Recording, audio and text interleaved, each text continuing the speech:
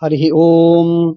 ನಿಶುಸೀದ ಗಣಪತೆ ಗಣೇಶು ತ್ವಾಮಾಹುರ್ವಿಪ್ರತಮಂ ಕವೀನಾಂ ನೃತೆ ತ್ವತ್ಕ್ರಿಯತೆ ಕಿಂಚನಾರೇ ಮಹಾಮರ್ಕಂ ಮಾಘವಂ ಚಿತ್ರಮರ್ಚ. ಅಶೇಷವಾಗ್ಜಾಡ್ಯಮಲಾಪಹಂತ್ರೀ ನಮಂ ನವಂ ಸ್ಪಷ್ಟ ಸುಭಕ್ಪ್ರದಾಯಿನಿ ಮಮೇಹ ಜಿಹ್ವಾಗ್ರಸುರಂಗನರ್ತಕೀ ಭವ ಪ್ರಸನ್ನಾ ವದನೆ ಚ ಮೇ ಶ್ರೀಃ. ನೌಮಿ ನ್ಯಾಯ ಸುಧಾದಿಕೃಜ್ಜಯ ಮುನೀನ್ ಶ್ರೀಪಾದರಾಟ್ಸನ್ಮಣೀನ್ ವ್ಯಾಸಾರ್ಯಾನ್ ವಿವಿಧಾಗಮಬ್ಧಿವಿಹರಾನ್ ಶ್ರೀವಾದಿರಾಜಾನಪಿ ವಂದೇಹಂ ಸವರಾನ್ ರಘೂತ್ತಮ ಗುರೂನ್ ವೈದಗ್ಧ್ಯವಾರಾಂ ನಿಧೀನ್ ಶ್ರೀ ಸತ್ಯವ್ರತ ರಾಘವೇಂದ್ರ ಮುನಿಪಾನ್ ಸದ್ಬೋಧ ಸಧ್ಯಾನಪಾನ್ ವಿದ್ಯಾಯಂ ವಿಬುಧಾಚಾರ್ಯಂ ವೇದಜ್ಞಾನಬ್ಧಿಚಂದಿರಂ ದುರ್ಮತಧ್ವಂತಮರ್ತಂಡಂ ಸತ್ಯಧ್ಯಾನ ಮುನಿಂ ಭಜೆ. ಸತ್ಯಾಭಿಜ್ಞಕರಾಬ್ಜೋತ್ಥಾನ್ ಪಂಚಾಶದ್ವರ್ಷಪೂಜಕಾನ್ ಸತ್ಯಪ್ರಮೋದ ತೀರ್ಥಾರ್ಯಾನ್ ನೌಮಿ ನ್ಯಾಯ ಸುಧಾರತಾನ್ ಬಂಧುಸ್ತ್ವಂ ಗುರುರಿಷ್ಟದೈವತಮಿತಿ ತ್ವತ್ಪಾದ ಪಂಕೇರುಹಂ ಪ್ರಾಪ್ತಂ ಮಾಂ ಪರಿಪಾಲಯೇತ ಸತತಂ ಯಾಚೇ ನಿಬದ್ಧಾಂಜಲಿಃ. ಚಿತ್ತಂ ಮದ್ಗುಣದೋಷ ಚಿಂತನ ವಿಧೌ ನೂನಂ ಮನಂ ಮಾ ಕೃಥಾಃ ಶ್ರೀ ಸತ್ಯಾತ್ಮ ಗುರೋ ತ್ವದಂಘ್ರಿಯುಗಲಂ ಹಿತ್ವಾ ನ ಮೇ ಸದ್ಗತಿಃ. ವಿದ್ಯಾಪೀಠ ವಿಧಾತಾರಂ ವಿದ್ಯಾವಾರಿಧಿ ಚಂದಿರಂ ವಿದ್ಯಾರ್ಥಿ ವತ್ಸಲಂ ವಂದೇ ಮಹಾಮಹಿಮ ಸದ್ಗುರುಂ. ಮಹತ್ವಾದ್ ಭಾರವತ್ವಾಚ್ಚ ಮಹಾಭಾರತ ಮುಚ್ಯತೆ ನಿರುಕ್ತಮಸ್ಯ ಯೋ ವೇದ ಅಪೈಃ ಪ್ರಮುಚ್ಯತೆ. ನಮೋ ಭಗವತೆ ತಸ್ಮೈ ವ್ಯಾಸಾಯ ಅಮಿತ ತೇಜಸೆ ಯಸ್ಯ ಪ್ರಸಾದಾದ್ ವಕ್ಷ್ಯಾಮಿ ನಾರಾಯಣ ಕಥಾಮಿಮಾಂ. ಮಹತ್ವದ ಒಂದು ಅನುಪರ್ವ, ಅದಕ್ಕೆ ಖಾಂಡವ ದಾಹ ಪರ್ವ ಅಂತ ಕರೀತಾರೆ. ಈ ಪರ್ವದಲ್ಲಿ ದಾಹ ಮಾಡಿದ ಕಥೆಯನ್ನ ವೇದವ್ಯಾಸ ದೇವರು, ವೈಶಂಪಾಯನ ಋಷಿಗಳು, ಸೂತಾಚಾರ್ಯರು ಹೇಳ್ತಾ ಇದ್ದ, ಸೌತಿಗಳು ಹೇಳ್ತಾ ಇದ್ದ.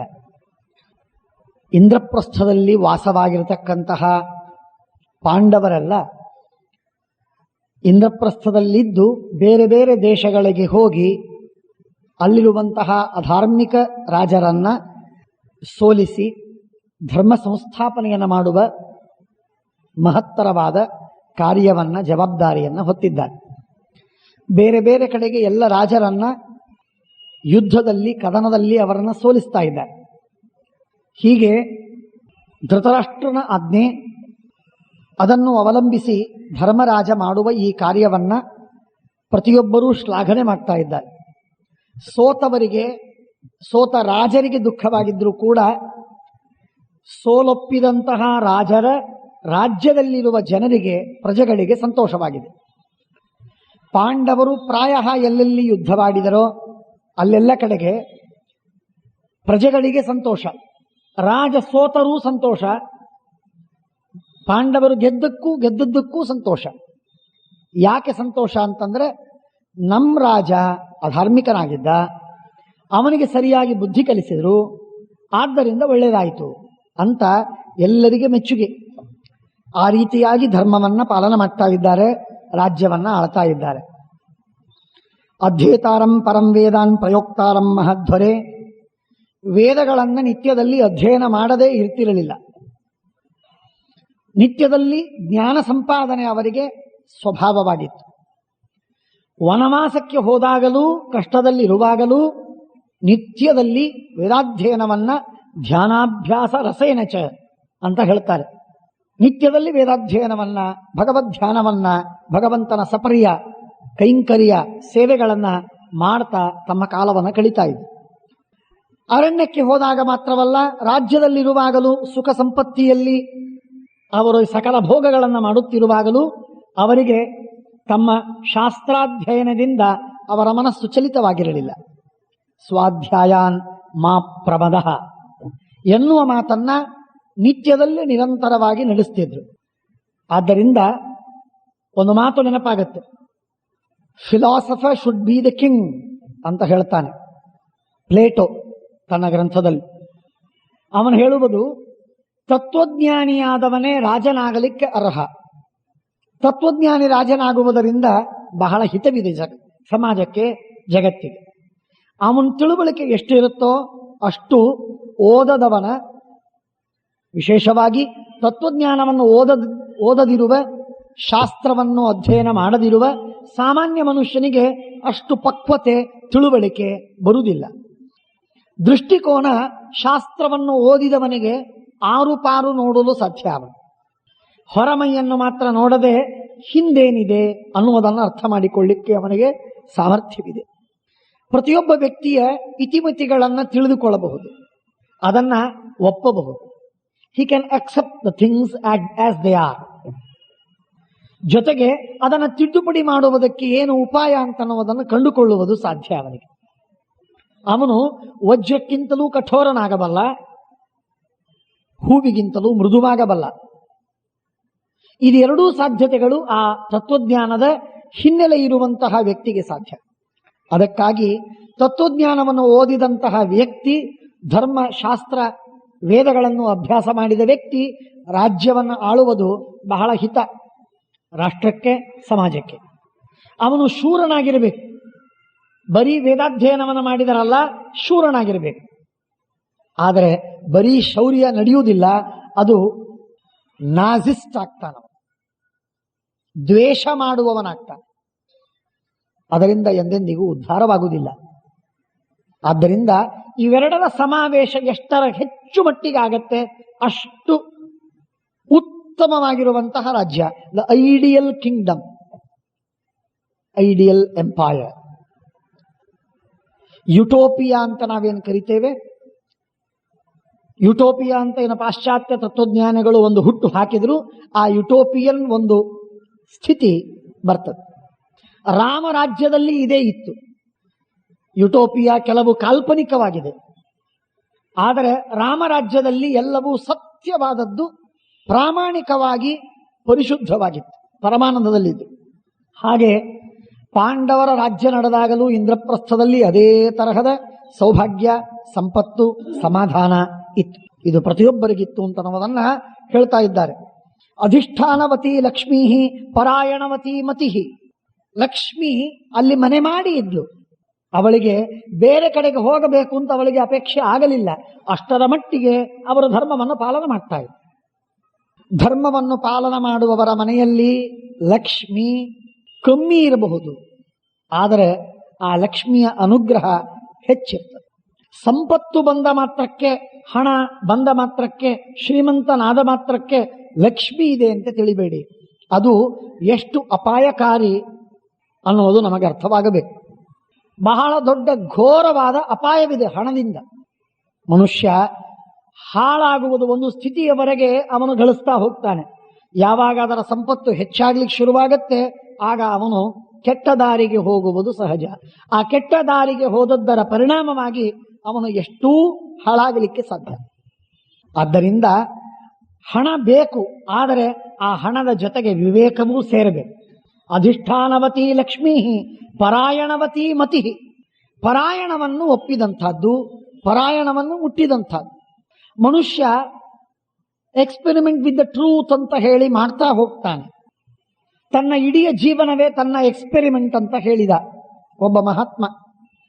ಹಾಗೆ ತನ್ನ ಇಡೀ ಜೀವನ ಇದು ವಿವೇಕದಿಂದ ತಾನು ಬೆಳೀತಾ ಬೆಳೀತಾ ಹೋಗಬಹುದೇನೋ ನಿಜ, ಆದರೆ ಶಾಸ್ತ್ರವನ್ನ ತಿಳಿದು ಚೆನ್ನಾಗಿ ಅರಗಿಸಿ ಜ್ಞಾನಿಗಳ ಉಪದೇಶವನ್ನ ತಾನು ಅರ್ಥ ಮಾಡಿಕೊಂಡಾಗ ಪರಾಯಣವತಿ ಮತಿ.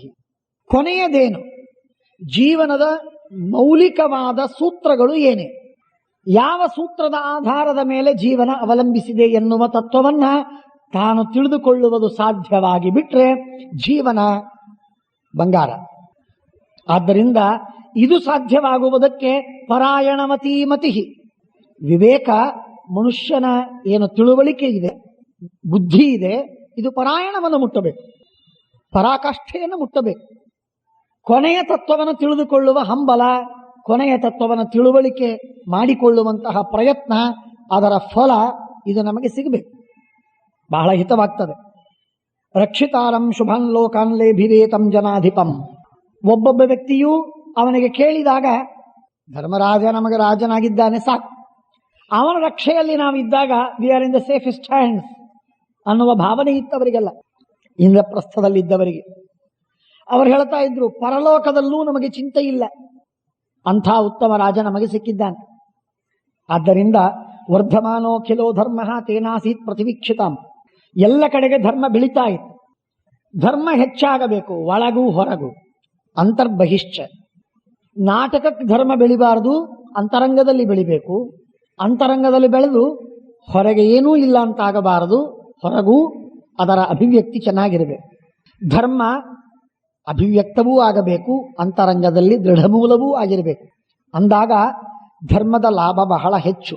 ಆದ್ದರಿಂದ ಭ್ರಾತೃಭಿಸ್ಸಹಿತೋ ರಾಜ ಚತುರ್ಭಿರಧಿಕಂ ಬಭೌ ಪ್ರಯುಜ್ಯಮಾನೈರ್ವಿತತೈರ್ವೇದೈರಿವ ಮಹಧ್ವರ. ಎಲ್ಲ ಇದೆ. ಪ್ರಜಾನಾಂ ರೇಮಿರೇ ತುಲ್ಯಂ ನೇತ್ರಾಣಿ ಹೃದಯಾನಿ ಚ. ಧರ್ಮರಾಜನನ್ನು ಕಂಡಾಗ ಕಣ್ಣಿಗೆ ಆನಂದ, ಮನಸ್ಸಿಗೆ ನೆಮ್ಮದಿ, ಇವೆರಡೂ ಸಿಕ್ತಿತ್ತು. ನತು ಕೇವಲ ದೈವೇನ ಪ್ರಜಾಭಾವೇನ ಭೇಜಿದೆ. ದೈವವಪ್ಪ ಆಯಿತು, ಇವತ್ತು ಈ ರಾಜ ಆಗಿದ್ದಾನೆ, ಧರ್ಮರಾಜ ನಮ್ಮ ರಾಜನಾಗಿದ್ದಾನೆ, ನಮ್ಮ ದೈವ ಅಂತ ಹೇಳಿ ಅವನನ್ನು ಒಪ್ಪಿರಲಿಲ್ಲ. ನಮ್ಮ ದೈವ ಎನ್ನುವುದಕ್ಕಾಗಿ ಧರ್ಮರಾಜನನ್ನ ರಾಜನಾದದ್ದನ್ನ ಒಪ್ಪಿಕೊಂಡಿರಲಿಲ್ಲ. ಪ್ರಜಾಹ ಭಾವೇನ ಭೇಜಿದೆ, ತಮ್ಮ ಮನಸ್ಸಿನಿಂದ ಒಪ್ಪಿದ್ರು, ಬಹಳ ಸಂತೋಷಪಟ್ಟಿದ್ದು.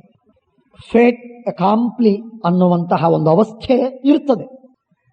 ಏನಪ್ಪ ದುರ್ದೈವ ನಮ್ಮದು, ಆಯ್ತು ಒಪ್ಪಿಕೊಂಡು ಹೋಗೋಣ ಅಂತನ್ನುವ ಪರಿಸ್ಥಿತಿ ಧರ್ಮರಾಜನಾಗಿರುವಾಗ ಇರಲಿಲ್ಲ. ಮಹಾಭಾಗ್ಯಶಾಲಿಗಳಾಗಿದ್ದೇವೆ, ನಾವು ಪುಣ್ಯದಿಂದ ಇಂಥ ರಾಜನನ್ನು ಪಡೆದಿದ್ದೇವೆ ಅಂತ ಅನ್ಕೋತಿದ್ದೆ. ಯದ್ಬಭೂವ ಮನಃಕಾಂತಂ ಕರ್ಮಣ ಸಚಕಾರತ. ಒಬ್ಬೊಬ್ಬ ಪ್ರಜೆಗಳಿಗೆ ಏನೇನು ಅಪೇಕ್ಷೆ ಇತ್ತೋ ಆ ಕೆಲಸವನ್ನೇ ಮಾಡ್ತಿದ್ದ. ಆ ಪ್ರಜೆಗಳಿಗೆ ಅಪೇಕ್ಷೆ ಇದೆ ಇಲ್ಲ ಅದು ಗೊತ್ತು ಮಾಡಿಕೊಳ್ಳುವುದಕ್ಕಿಂತ ಮೊದಲೇನೆ ಆ ಕಾರ್ಯವನ್ನು ಮಾಡ್ತಾ ಇದ್ದ ಧರ್ಮರಾಜ.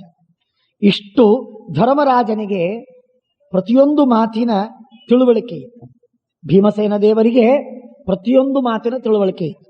ರಾಜ್ಯ ಹೇಗೆ ನಡೀತಿತ್ತು ಅಂತನ್ನುವ ಮಾತನ್ನ ಎರಡು ಮಾತಿನಲ್ಲಿ ಹೇಳ್ತಾರೆ. ಸಂಪೂರ್ಣವಾಗಿರುವ ಹೋಮ್ ಮಿನಿಸ್ಟ್ರಿ, ಡಿಫೆನ್ಸು, ಇದೆರಡೂ ಕೂಡ ಭೀಮಸೇನ ದೇವರ ಕೈಯಲ್ಲಿ. ಭೀಮನ ಕೈಯಲ್ಲಿ ಇವೆರಡೂ ಕಾರ್ಯವಿದ್ದದ್ದರಿಂದಾಗಿ ಭೀಮನ ಹತ್ತಿರ ಒಬ್ಬ ಪ್ರಜೆಯೂ ಬರ್ತಿರಲಿಲ್ಲ. ಭೀಮನ ಹತ್ತಿರ ಒಬ್ಬ ಪ್ರಜೆಯೂ ಬರೋ ಹಾಗಿಲ್ಲ, ಪ್ರಶ್ನೆಯೇ ಇಲ್ಲ. ಆದರೆ ಧರ್ಮರಾಜನ ಹತ್ತಿರ ಕಾರ್ಯಾರ್ಥಿನಃ ಬಹಳ ಜನ ಬರ್ತಿದ್ರು, ತಮ್ಮ ತಮ್ಮ ಕಾರ್ಯವನ್ನ ಮಾಡಿಸಿಕೊಳ್ಳುವುದಕ್ಕೆ. ಯಾಕೆ ಭೀಮ ಬಹಳ ಸಿಟ್ಟಿನವ ಅಂತನ್ನುವುದಕ್ಕೆ ಬರ್ತಿರ್ಲಿಲ್ವೇನೋ ಅಂತ ಪ್ರಶ್ನೆ ಬರ್ತದೆ. ಅಲ್ಲ, ಭೀಮ ಆ ಕಾರ್ಯ ಜನ ಬೇಡುವುದಕ್ಕಿಂತ ಮೊದಲೇನೆ ಕಾರ್ಯವನ್ನು ಮಾಡಿ ಮುಗಿಸ್ತಿರ್ತಿದ್ದ. ಹಾಗಾಗಿ ನಾಳೆ ಅಂತ ಅವನು ಎಂದೂ ಅನ್ನಲಿಲ್ಲ ಭೀಮ. ಇವತ್ತು ಒಂದು ಕಾರ್ಯ ಕಂಡ್ರೆ ಅದಾಗಬೇಕು ಅಂತಾದರೆ ಅದನ್ನು ಆಗಿಂದಾಗ ಮುಗಿಸಿ ಬಿಡುತ್ತಿದ್ದ. ಹಾಗಾಗಿ ಭೀಮ ಮಾಡುವ ಕಾರ್ಯಗಳೆಲ್ಲ ಜನ ಅಪೇಕ್ಷೆ ಮಾಡುವುದಕ್ಕಿಂತ ಮೊದಲೇ ಮುಗಿದು ಹೋಗ್ತಿತ್ತು. ಅಂದಮೇಲೆ ಜನರ ಎಕ್ಸ್ಪೆಕ್ಟೇಷನ್ಗಿಂತಲೂ ಮೊದಲೇನೆ ಕಾರ್ಯವನ್ನು ಮಾಡುವ ಭೀಮನ ಹತ್ತಿರ ಯಾವ ಜನ ಯಾಕೆ ಬರ್ತಾರೆ? ಯಾರೂ ಬರ್ತಿರಲಿಲ್ಲ. ಆದರೆ ಧರ್ಮರಾಜನ ಹತ್ತಿರ ಬರ್ತಾ ಇದ್ರು.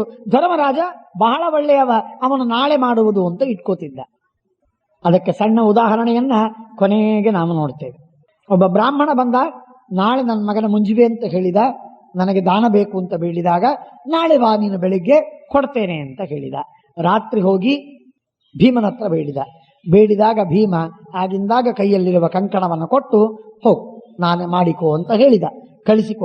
ಕಳಿಸಿಕೊಟ್ಟು ನಗಾರಿಯನ್ನು ಬಾರಿಸಿದ. ಭೇರೀನಾದವನ್ನು ಮಾಡಿದಾಗ ಧರ್ಮರಾಜ ರಾತ್ರಿ ಎಚ್ಚೆತ್ತು ಬಂದು ಕೇಳ್ತಾನೆ, ಏನಿದು ಭೀಮ, ಏನ್ ಸಂತೋಷದ ಸುದ್ದಿ? ಏನಿಲ್ಲ, ನಮ್ಮಣ್ಣ ಯಮನ ಮೃತ್ಯುವನ್ನು ಗೆದ್ದಿದ್ದಾನೆ ಅಂತ ನನಗೆ ಸಂತೋಷವಾಯಿತು, ಅದಕ್ಕಾಗಿ ನಗಾರಿಯನ್ನು ಹೊಡೆದೆ. ಏನ್ ಹಾಗಂದ್ರೆ, ಅಲ್ಲ ನೀನು ಆ ರಾಜ ಬ್ರಾಹ್ಮಣ ಬಂದಿದ್ದ, ಅವನೇನೋ ಹಣ ಬೇಡಿದ, ಅದಕ್ಕೆ ನಾಳೆ ನೀನು ಬಾ ಅಂತ ಕರೆದಿ, ಅಂದ್ರೆ ನಾಳಿನವರೆಗೆ ನೀನು ಬದುಕಿದ್ದಿ ಅಂತ ನಿನಗೆ ಖಾತ್ರಿ ಇತ್ತು ಅಂತಾಯ್ತಲ್ಲ.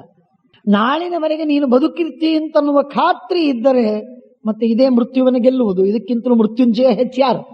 ಆದ್ದರಿಂದ 6 ಗಂಟೆಗಳ ಕಾಲ 12 ಗಂಟೆಗಳ ಕಾಲ ನೀನು ಬದುಕಿರುವ ಸಾಧ್ಯತೆ ನಿಶ್ಚಿತವಾಗಿದೆ ನಿನಗೆ ಅಂತಂದ್ರೆ ಇದಕ್ಕಿಂತಲೂ ನನಗೆ ಇನ್ನೊಂದೇನು ಖುಷಿಯ ಮಾತು, ಸಂತೋಷದ ಮಾತೇನಿಲ್ಲ. ಆದ್ದರಿಂದ ನಾನು ನಗಾರಿ ಬಾರಿಸಿದೆ. ಹೀಗೆ ಮಾಡಬೇಕಾದ ಕೆಲಸವನ್ನು ನಾಳೆ ಅಂತ ಅನ್ನಬಹುದಾಗಿತ್ತು. ಮಾಡ್ತಾ ಇರಲಿಲ್ಲ ಅಲ್ಲ, ಮಾಡೇ ಮಾಡ್ತಿದ್ದ. ಆದರೆ ಮಾಡುವ ಕೆಲಸವನ್ನು ನಾಳೆ ಮಾಡ್ತಾ ಇದ್ದ. ಭೀಮ ಇವತ್ತು ಮಾಡುವ ಕೆಲಸವನ್ನು ನಿನ್ನೆ ಮಾಡಿ ಮುಗಿಸ್ತಿದ್ದ. ಈ ವ್ಯತ್ಯಾಸ ಧರ್ಮ ಮತ್ತು ಭೀಮನಲ್ಲಿ ಇತ್ತು. ಹಾಗಾಗಿ ಭೀಮನ ಹತ್ತಿರ ಯಾರೂ ಬರ್ತಿರಲಿಲ್ಲ, ಧರ್ಮನ ಹತ್ರ ಅನೇಕರು ಬರ್ತಿದ್ರು. ಎಲ್ಲರಲ್ಲ, ಅನೇಕರು ಬರ್ತಿದ್ರು. ಯದ್ಬಭೂವ ಮನಃಕಾಂತಂ ಕರ್ಮಣ ಸಚಕಾರತ.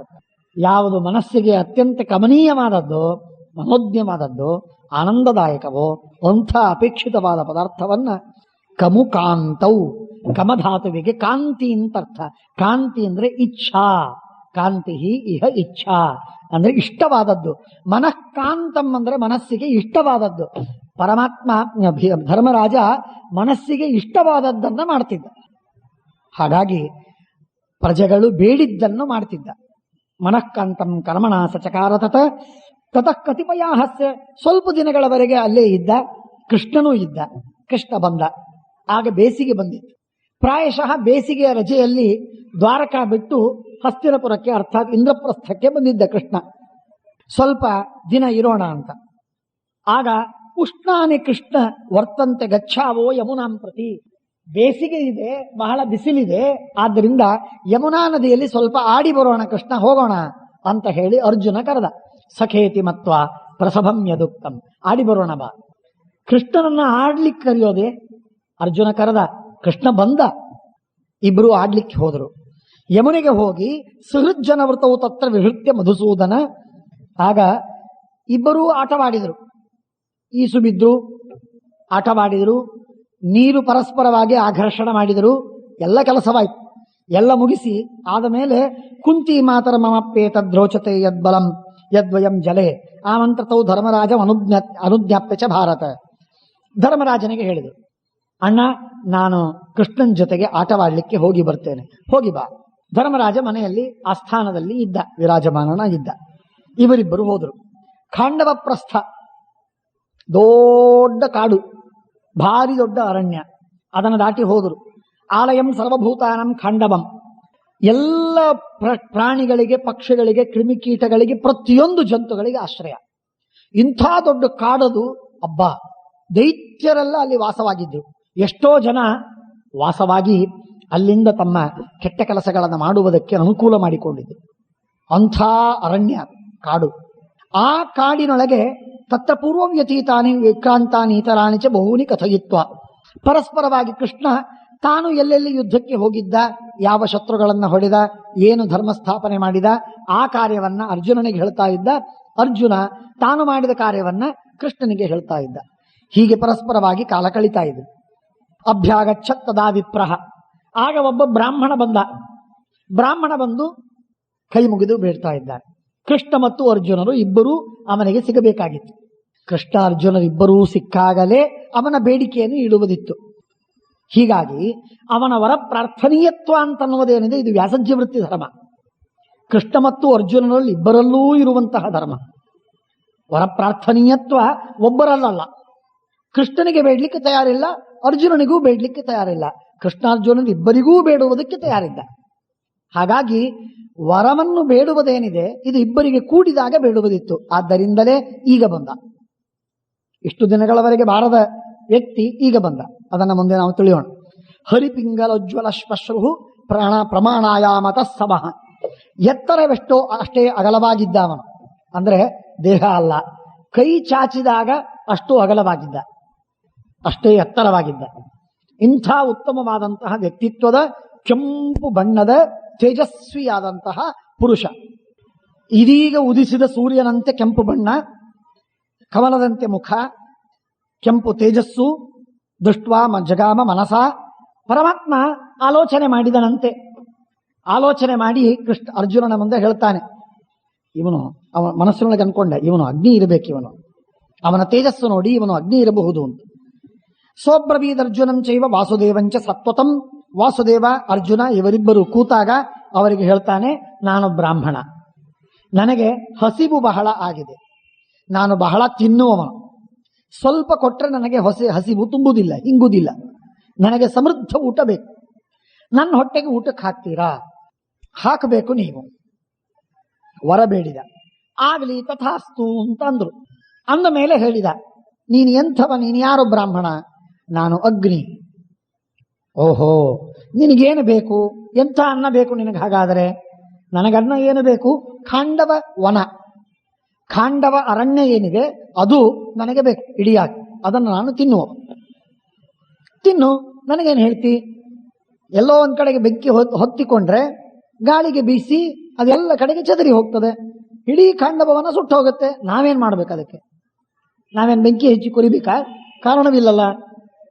ಅಂದ್ರೆ ಅದಕ್ಕೆ ಹೇಳ್ತಾನೆ, ನಾಹಮನ್ನಂ ಬುಭುಕ್ಷೇ ವೈ ಪಾವಕಂ ಮಾಂ ನಿಬೋಧತಂ. ಯಾವುದೋ ಅನ್ನ ಕೊಟ್ಟರೆ ನಂಗೆ ನಡೆಯುವುದಿಲ್ಲ, ಖಾಂಡವ ವನವನ್ನ ಅನ್ನವಾಗಿ ಕೊಡಬೇಕು. ಆದರೆ ನಾನು ತಿಂತಿದ್ದೆ, ಖಾಂಡವ ವನಕ್ಕೆ ಬೆಂಕಿ ಹಚ್ಚಿ ಸುಟ್ಟು ಭಸ್ಮ ಮಾಡ್ತಿದ್ದೆ. ಆದರೆ ಹಾಗೆ ಮಾಡೋ ಹಾಗಿಲ್ಲ. ಇದಮಿಂದ್ರ ಸದಾದಾವಂ ಖಾಂಡವಂ ಪರಿರಕ್ಷತಿ. ಇಂದ್ರ ಇದು ನನ್ನದು ಅಂತ ಅವನು ತನ್ನ ಹಿಸ್ಸ ಅಂತ ಇಟ್ಕೊಂಡಿದ್ದಾನೆ. ಅವನ ಭಾಗವಾಗಿ ಇಟ್ಕೊಂಡದ್ದಕ್ಕಾಗಿ ಇದನ್ನು ನಾನು ಸುಡುವುದಕ್ಕೆ ಬಂದ್ರೆ ಮೇಘಗಳನ್ನ ಮಳೆಗರೆದು ಇದನ್ನು ಶಾಂತಗೊಳಿಸಿ ಬಿಡ್ತಾನೆ. ಸುಡ್ಲಿಕ್ಕಾಗುವುದಿಲ್ಲ, ನನ್ನನ್ನ ಶಾಂತಗೊಳಿಸಿ ಕಳಿಸಿಬಿಡ್ತಾನೆ. ಹಾಗಾಗಿ ನನಗೆ ಬಹಳ ಪೀಡೆಯಾಗಿದೆ. ವಸತ್ಯತ್ತ ಸಖಾತಸ್ಯ. ಯಾಕೆ ಅಂದ್ರೆ ಇಲ್ಲಿ ಇಂದ್ರನ ಗೆಳೆಯ ತಕ್ಷಕ ಇದ್ದಾನಿಲ್ಲಿ. ತಕ್ಷಕನಿಗೂ ಇಂದ್ರನಿಗೂ ಗೆಳೆತನ ಎಷ್ಟು ದಿನದಿಂದ ಇದೆ ನೋಡಿ. ಇಂದ್ರನ ಗೆಳೆಯ ತಕ್ಷಕ ಇದ್ದಾನೆ. ಪರೀಕ್ಷಿದ್ರಾಜ ಜನಮೇಜಯ ಯಜ್ಞವನ್ನು ಮಾಡುವಾಗಲೂ ತಕ್ಷಕ ಇಂದ್ರನ ಆಸನಕ್ಕೆ ಸುತ್ತಿಕೊಂಡದ್ದನ್ನು ಕೇಳ್ತೇವೆ. ಹಾಗಾಗಿ ವಸತ್ತತ್ರ ಸಖಾತಸ್ಯ ತಕ್ಷಕ ಪನ್ನಗ ಸದಾ. ಇಲ್ಲಿ ತಕ್ಷಕ ಮನೆ ಮಾಡಿಕೊಂಡು ಇದ್ದಾನೆ. ಆ ತಕ್ಷಕನ ಪರಿವಾರದವರೆಲ್ಲ ಇದ್ದಾರೆ ಇಲ್ಲಿ. ಆದ್ದರಿಂದ ಇಂದ್ರನಿಗೆ ಈ ಖಾಂಡವ ವನದ ಮೇಲೆ ಬಹಳ ಪ್ರೀತಿ. ಯಾಕೆ? ತನ್ನ ಗೆಳೆಯ ಇದ್ದಾನೆ ಅಂತ ಅನ್ನುವುದಕ್ಕಾಗಿ. ತತ್ರ ಭೂತಾನ್ಯನೇಕಾನಿ ರಕ್ಷಂತ್ಯಸ್ಯ ಪ್ರಸಂಗತಃ. ಹೀಗಾಗಿ ಆ ತಕ್ಷಕ ಇದ್ದದ್ದಕ್ಕಾಗಿ ಖಾಂಡವ ವನವನ್ನ ಸುಡುವುದಕ್ಕೆ ನನಗೆ ಕೊಡುವುದಿಲ್ಲ. ಜೊತೆಗೆ ಅನೇಕ ಜೀವರಾಶಿಗಳು ಅಲ್ಲಿ ಬದುಕಿ ಹೋಗ್ತಾ ಇದ್ದಾರೆ. ನಾನು ಯಾರನ್ನೂ ಸುಡ್ಲಿಕ್ಕೆ ಸಾಧ್ಯವಿಲ್ಲ. ಮೇಘಾಂಭೋಭಿ ಪ್ರವರ್ಷತಿ. ಉದಕ ಧಾರ ಬೇಕಾದಷ್ಟು ಸಲ ಬಂದಿದೆ. 7 ಸಲ ನಾನು ಸುಡುವ ಪ್ರಯತ್ನವನ್ನು ಮಾಡಿದೆ. 7 ಸಲ 7 ಸಲ ಅವನು ಮಳೆಗರೆದು ನನ್ನನ್ನು ಶಾಂತಗೊಳಿಸಿದ. ಬಹಳ ಸಂತೋಷ. ಆಗ ಜನಮೇಜಯ ಕೇಳ್ತಾನೆ, ಖಾಂಡವ ವನವನ್ನು ದಹನ ಮಾಡಬೇಕು, ಸುಟ್ಟಾಕಬೇಕು ಅಂತ ಪ್ರಯತ್ನವನ್ನು ಯಾಕೆ ಅಪೇಕ್ಷೆ ಮಾಡಿದೆ? ಇದರ ಇಚ್ಛೆ ಬರುವುದಕ್ಕೆ ಕಾರಣವೇನು? ಇದು ಜನಮೇಜಯನ ಪ್ರಶ್ನೆ. ಅದಕ್ಕೆ ಉತ್ತರವನ್ನು ಹೇಳ್ತಾರೆ, ಶ್ವೇತಕಿ ಎಂಬಂತಹ ಒಬ್ಬ ರಾಜ. ಆ ರಾಜ ಬಹಳ ದೊಡ್ಡ ದಾನಿ, ಬಹಳ ದೊಡ್ಡ ಯಜ್ಞವಂತ, ಯಜ್ವ. ಯಾವಾಗಲೂ ಯಜ್ಞವನ್ನು ಮಾಡುವಂತಹ ಸ್ವಭಾವ. ಸತ್ಕರ್ಮ ಮಾಡುವುದೇ ಅವನ ಸ್ವಭಾವ. ಕೆಲವರಿಗಿರ್ತದೆ, ಒಂದು ಉಪವಾಸವಾದ ಮೇಲೆ ಇನ್ನೊಂದು ಉಪವಾಸ, ಅದಾದ ಮೇಲೆ ಮತ್ತೊಂದು ಉಪವಾಸ, ಅದಾದ ಮೇಲೆ ಇನ್ನೊಂದು ವ್ರತ, ಅದಾದ ಮೇಲೆ ಚಾಂದ್ರಾಯಣ. ಹೀಗೆ ನಿರಂತರವಾಗಿ ಉಪವಾಸ ಮಾಡುವುದು ಅವರಿಗೆ ಸ್ವಭಾವ. ಹೀಗೆ ಕೆಲವರಿಗೆ ಧ್ಯಾನದ್ದು, ಕೆಲವರಿಗೆ ಯಜ್ಞದ್ದು, ಹೀಗೆ ಎಲ್ಲ ಇದೆ. ಹೀಗೆಲ್ಲ ಇದೆ. ಶಾಸ್ತ್ರ ಓದುವ ಚಟ ಯಾರಿಗಿಲ್ಲ. ಆ ಜ್ಞಾನದ ಚಟವೇನಿದೆ ನೋಡಿ, ಅದು ಬಹಳ ವಿಚಿತ್ರವಾದ. ಅದು ಯಾರಿಗಿಲ್ಲ, ಅದು ಕೆಲವರಿಗೆ ಮಾತ್ರ. ಯಜ್ವಾ ದಾನಪತಿರ್ಧೀಮಾನ್ ಯಥಾ ನಾನ್ಯೋಸ್ತಿ ಕಶ್ಚನ. ಮತ್ತೊಬ್ಬ ಯಾರೂ ಇಷ್ಟು ದಾನವನ್ನ ಮಾಡಿರ್ಲಿಕ್ಕಿಲ್ಲ, ಯಜ್ಞವನ್ನ ಆಚರಿಸಲಿಕ್ಕಿಲ್ಲ. ಅಂಥ ದಾನಿ, ಅಂಥ ಎಷ್ಟ ಯಾರು? ಶ್ವೇತಕಿ ಎಂಬ ರಾಜ. ನೆನಪಿಟ್ಕೊಳ್ಳಿ, ಶ್ವೇತಕಿ ರಾಜನ ಹೆಸರು ನೆನಪಿರಬೇಕು. ಅವನು ದೀಕ್ಷೆಯನ್ನು ಸ್ವೀಕಾರ ಮಾಡಿ 12 ವರ್ಷ ಯಜ್ಞವನ ಮಾಡಿದ. ದೇವತೆಗಳೆಲ್ಲ ಸಂತುಷ್ಟರಾದರು, ಅಗ್ನಿಯು ಸಂತುಷ್ಟನಾದ, ಋತ್ವಿಜರೆಲ್ಲರೂ ಸಂತುಷ್ಟರಾದರು. ದಕ್ಷಿಣೆ ಬೇಕಾದಷ್ಟು ಸಿಕ್ಕಿತು. ಆದರೆ ನಿತ್ಯ ಹೋಮ ಮಾಡಬೇಕಲ್ಲ. ಬೆಳಿಗ್ಗೆದ್ದ ತಕ್ಷಣ 6:30-7 ಗಂಟೆ ಅಂದ್ರೆ ಶುರು ಹೋಮ, ಸಾಯಂಕಾಲದವರೆಗೆ ಹೋಮ. ಋತ್ವಿಜರಿಗೆ ಬೇಸರ ಬಂದೋಯ್ತು. ದಕ್ಷಿಣೆ ಎಷ್ಟು ಕೊಟ್ರೇನ್ರಿ, ಸ್ವಲ್ಪ ಬೇಸರ ಬಂದೋಯ್ತು ಅವ್ರಿಗೆ. ಸಾಕು ಅಂತಂದು 12 ವರ್ಷ ಮಾಡಿದ್ರು, ಎದ್ದೋಗ್ಬಿಟ್ರು. ಕಾಲೇನ ಮಹತಾ ಖಿನ್ನಾಹ ತತ್ಯಜುಸ್ತೆ ನರಾಧಿಪಂ. ಆ ರಾಜನನ್ನು ಬಿಟ್ಟುಬಿಟ್ರು. ರಾಜ ಸಾಕಿನ್ನ ಎಲ್ಲ ಅವತ್ತು ಪೂರ್ಣಾಹುತಿ ಮಾಡಿದ್ದೇ ತಡ, ಊಟ ಆದದ್ದೇ ತಡ, ಓಡಿ ಹೋದ್ರು ಎಲ್ಲ ಋತ್ವಿಜರು. ಒಬ್ರು ಉಳಿಲಿಲ್ಲಲ್ಲಿ. ಸಾಕಾಯ್ತು ಅಂತಂದ್ರವರು. ಚಕ್ಷುರು ವಿಕಲತಾಂ ಪ್ರಾಪ್ತಾಹ ನ ಪ್ರಪೇದುಶ್ಚ ತೇ ಕೃತಂ. ಕಣ್ಣು ಕುರುಡಾಗಿ ಹೋಗ್ತಾ ಇದೆ. ಹೊಗೆ ಹೋಗಿ ಹೋಗಿ ಹೋಗಿ ಏನ ಇನ್ಮೇಲೆ ಹೋಮ ಏನ್ ಮಾಡ್ತೀವಿ ನಾವು? ಬೇಡ, ಈ ರಾಜನನ್ನೇ ಬಿಟ್ಬಿಡೋಣ ಅಂತ ಹೇಳಿ ಬಿಟ್ಟು ಹೋಗಿಬಿಟ್ಟು. ಆಮೇಲೆ ಸತ್ರಮಾಹರ್ತ ಕಾಮಸ್ಯ ಸಂವತ್ಸರ ಶತಂ ಕಿಲ ಋತ್ವಿಜೋನ್ ಅಭ್ಯಪದ್ಯಂತ.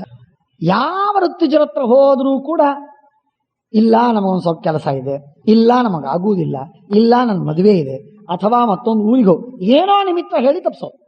ಕೊನೆಗೂ ನಮಗಾಗುವುದಿಲ್ಲ ಅಂತ ಹೇಳ್ತೀವಿ, ಸ್ಪಷ್ಟವಾಗಿ ಹೇಳಿಬಿಡ್ತೀವಿ. ಬಹಳ ದುಃಖವಾಯ್ತು. 100 ವರ್ಷಗಳವರೆಗೆ ಹಾಗೇ ಯಜ್ಞವಿಲ್ಲದೆ ಕೂತಾವ. ಬೇಸರ ಬಂದು ಹೋಯ್ತವ. ಆಗ ಪ್ರಣಿಪಾತೇನ ಸಂತೇನ ದಾನೇನ ಚ ಮಹಾಯಶಾಹ ಋತ್ವಿಜೋ ಅನುನಯಾಮಾಸ. ಋತ್ವಿಜರ ಕಾಲಿಗೆ ಬಿದ್ದ, ಕೈಗೆ ಹಣ ಇಟ್ಟ, ಕಣ್ಣೀರು ಸುರಿಸಿದ, ಎಲ್ಲ ಬೇಡಿಕೊಂಡ, ಸ್ವಾಮಿ ಯಜ್ಞ ಮಾಡಿಸಿ, ನನಗೆ ಯಜ್ಞ ಮಾಡಬೇಕು ಅಂತ ಏನೋ ಒಂದು ಆನಂದವಾಗುತ್ತೆ. ಯಜ್ಞ ಮಾಡಬೇಕು ಅಂದ್ರೆ ಪರಮಾನಂದವಾಗತ್ತೆ, ನನ್ನಿಂದ ಯಜ್ಞ ಮಾಡಿಸಿ, ದಯವಿಟ್ಟು ಮಾಡಿಸಿ. ಕಾಲಿಗೆ ಬಿದ್ದ, ಬೇಡಿಕೊಂಡ, ಏನು ಮಾಡಿದ್ರು ಯಾರೂ ಒಪ್ಪಲಿಲ್ಲ. ಯದ್ಯಹಂ ಪತಿತೋ ವಿಪ್ರಾಹ, ನಾ ಪತಿತನೇ ಅಯಾಜ್ಯನೇ, ಯಾಗ ಮಾಡಿಸಬಾರದೆ ನನ್ನಿಂದ ಅಂತ ನೀಚನೇ ಅಲ್ಲ, ಅಂದಮೇಲೆ ನನ್ನನ್ನು ಯಾಕೆ ಬಿಟ್ಟಿದ್ದೀರಿ? ಆಶು ತ್ಯಾಜ್ಯೋಸ್ಮಿ ಯುಷ್ಮಾಭಿರ್ ಬ್ರಾಹ್ಮಣೇಶ್ಚ ಜುಗುಪ್ಸಿತಃ ತನ್ನಾರ್ಹತ ಕೃತ ಶ್ರದ್ಧಾಂ ವ್ಯಾಘಾತ ಇದು ಮಧ್ಯಮಾಂ. ನೀವು ನನ್ನನ್ನು ಬಿಟ್ಬಿಟ್ರೆ ನಿಮ್ಮನ್ನು ಬಿಟ್ಟು ನಾನು ಬೇರೆ ಋತುಜರ ಹತ್ರ ಹೋಗ್ತೀನಿ ಅಂತ ಹೆದರಿಸಿದ. ಋತುಜರಂದ್ರು ಬಹಳ ಸಂತೋಷ, ಬೇರೆಯವರ ಹತ್ರ ಹೋಗಿಬಿಟ್ರೆ ತಲೆಭಾರ ಇಳಿದು ಹೋಯ್ತು. ರಾಜ ಹೋಗ ನೀನಾಚೆ, ಅಷ್ಟು ಬೇಸತ್ತು ಹೋಗಿತ್ತು ಅವರಿಗೆ.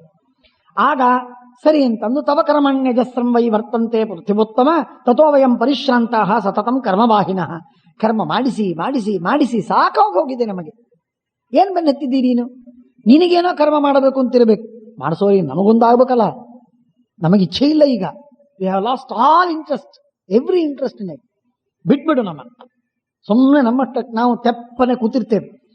ತಥೋ ವಯಂ ಪರಿಶ್ರಾಂತಹ ಸತತಂ ಕರ್ಮವಾಹಿನಃ ಶ್ರಮಾದಸ್ಮಾತ್ ಪರಿಶ್ರಾಂತಾನ್ ಸತ್ವಂ ನಸ್ತ್ಯಕ್ತು ಮರ್ಹಸಿ. ಅವಶ್ಯವಾಗಿ ಬಿಟ್ಟು ದೂರ ಹೋಗಿಬಿಟ್ರೆ ನಮ್ಮ ಮೇಲೆ ಪರಮೋಪಕಾರ ಮಾಡಿದಂತೆ ಆಗತ್ತೆ. ರಾಜ ಹೋಗ್, ಯಾರತ್ರ ಕರ್ಕೊಂಡು ಬರ್ತೀಯೋ ಅವರಿಂದ ಯಜ್ಞಮನ ಮಾಡಿಸಿ. ತ್ವರಾ ಸಂಭಾವಿತೋ ನಘ ಗಚ್ಚ ರುದ್ರ ಸಕಾಶಂ ತ್ವಂ ಸಹಿತ್ವಾಂ ಯಾಜಯಿಷ್ಯತಿ. ರುದ್ರದೇವರ ಹತ್ರ ಹೋಗು, ಅವರು ನಿನ್ನಿಂದ ಯಾಜ್ಞಮನ ಮಾಡಿಸ್ತಾರೆ ಅಂತ ಅದರೊಳಗಿರುವ ಒಬ್ಬ ಹಿರಿಯ ಬ್ರಾಹ್ಮಣ ಹೇಳ್ತಾನೆ. ಸರಿ ಆಗಲಿ, ರುದ್ರದೇವರ ಹತ್ರ ಹೋಗ್ತೀನಿ ಅಂತ ಹೇಳಿ ಕೈಲಾಸಕ್ಕೆ ಹೋದ.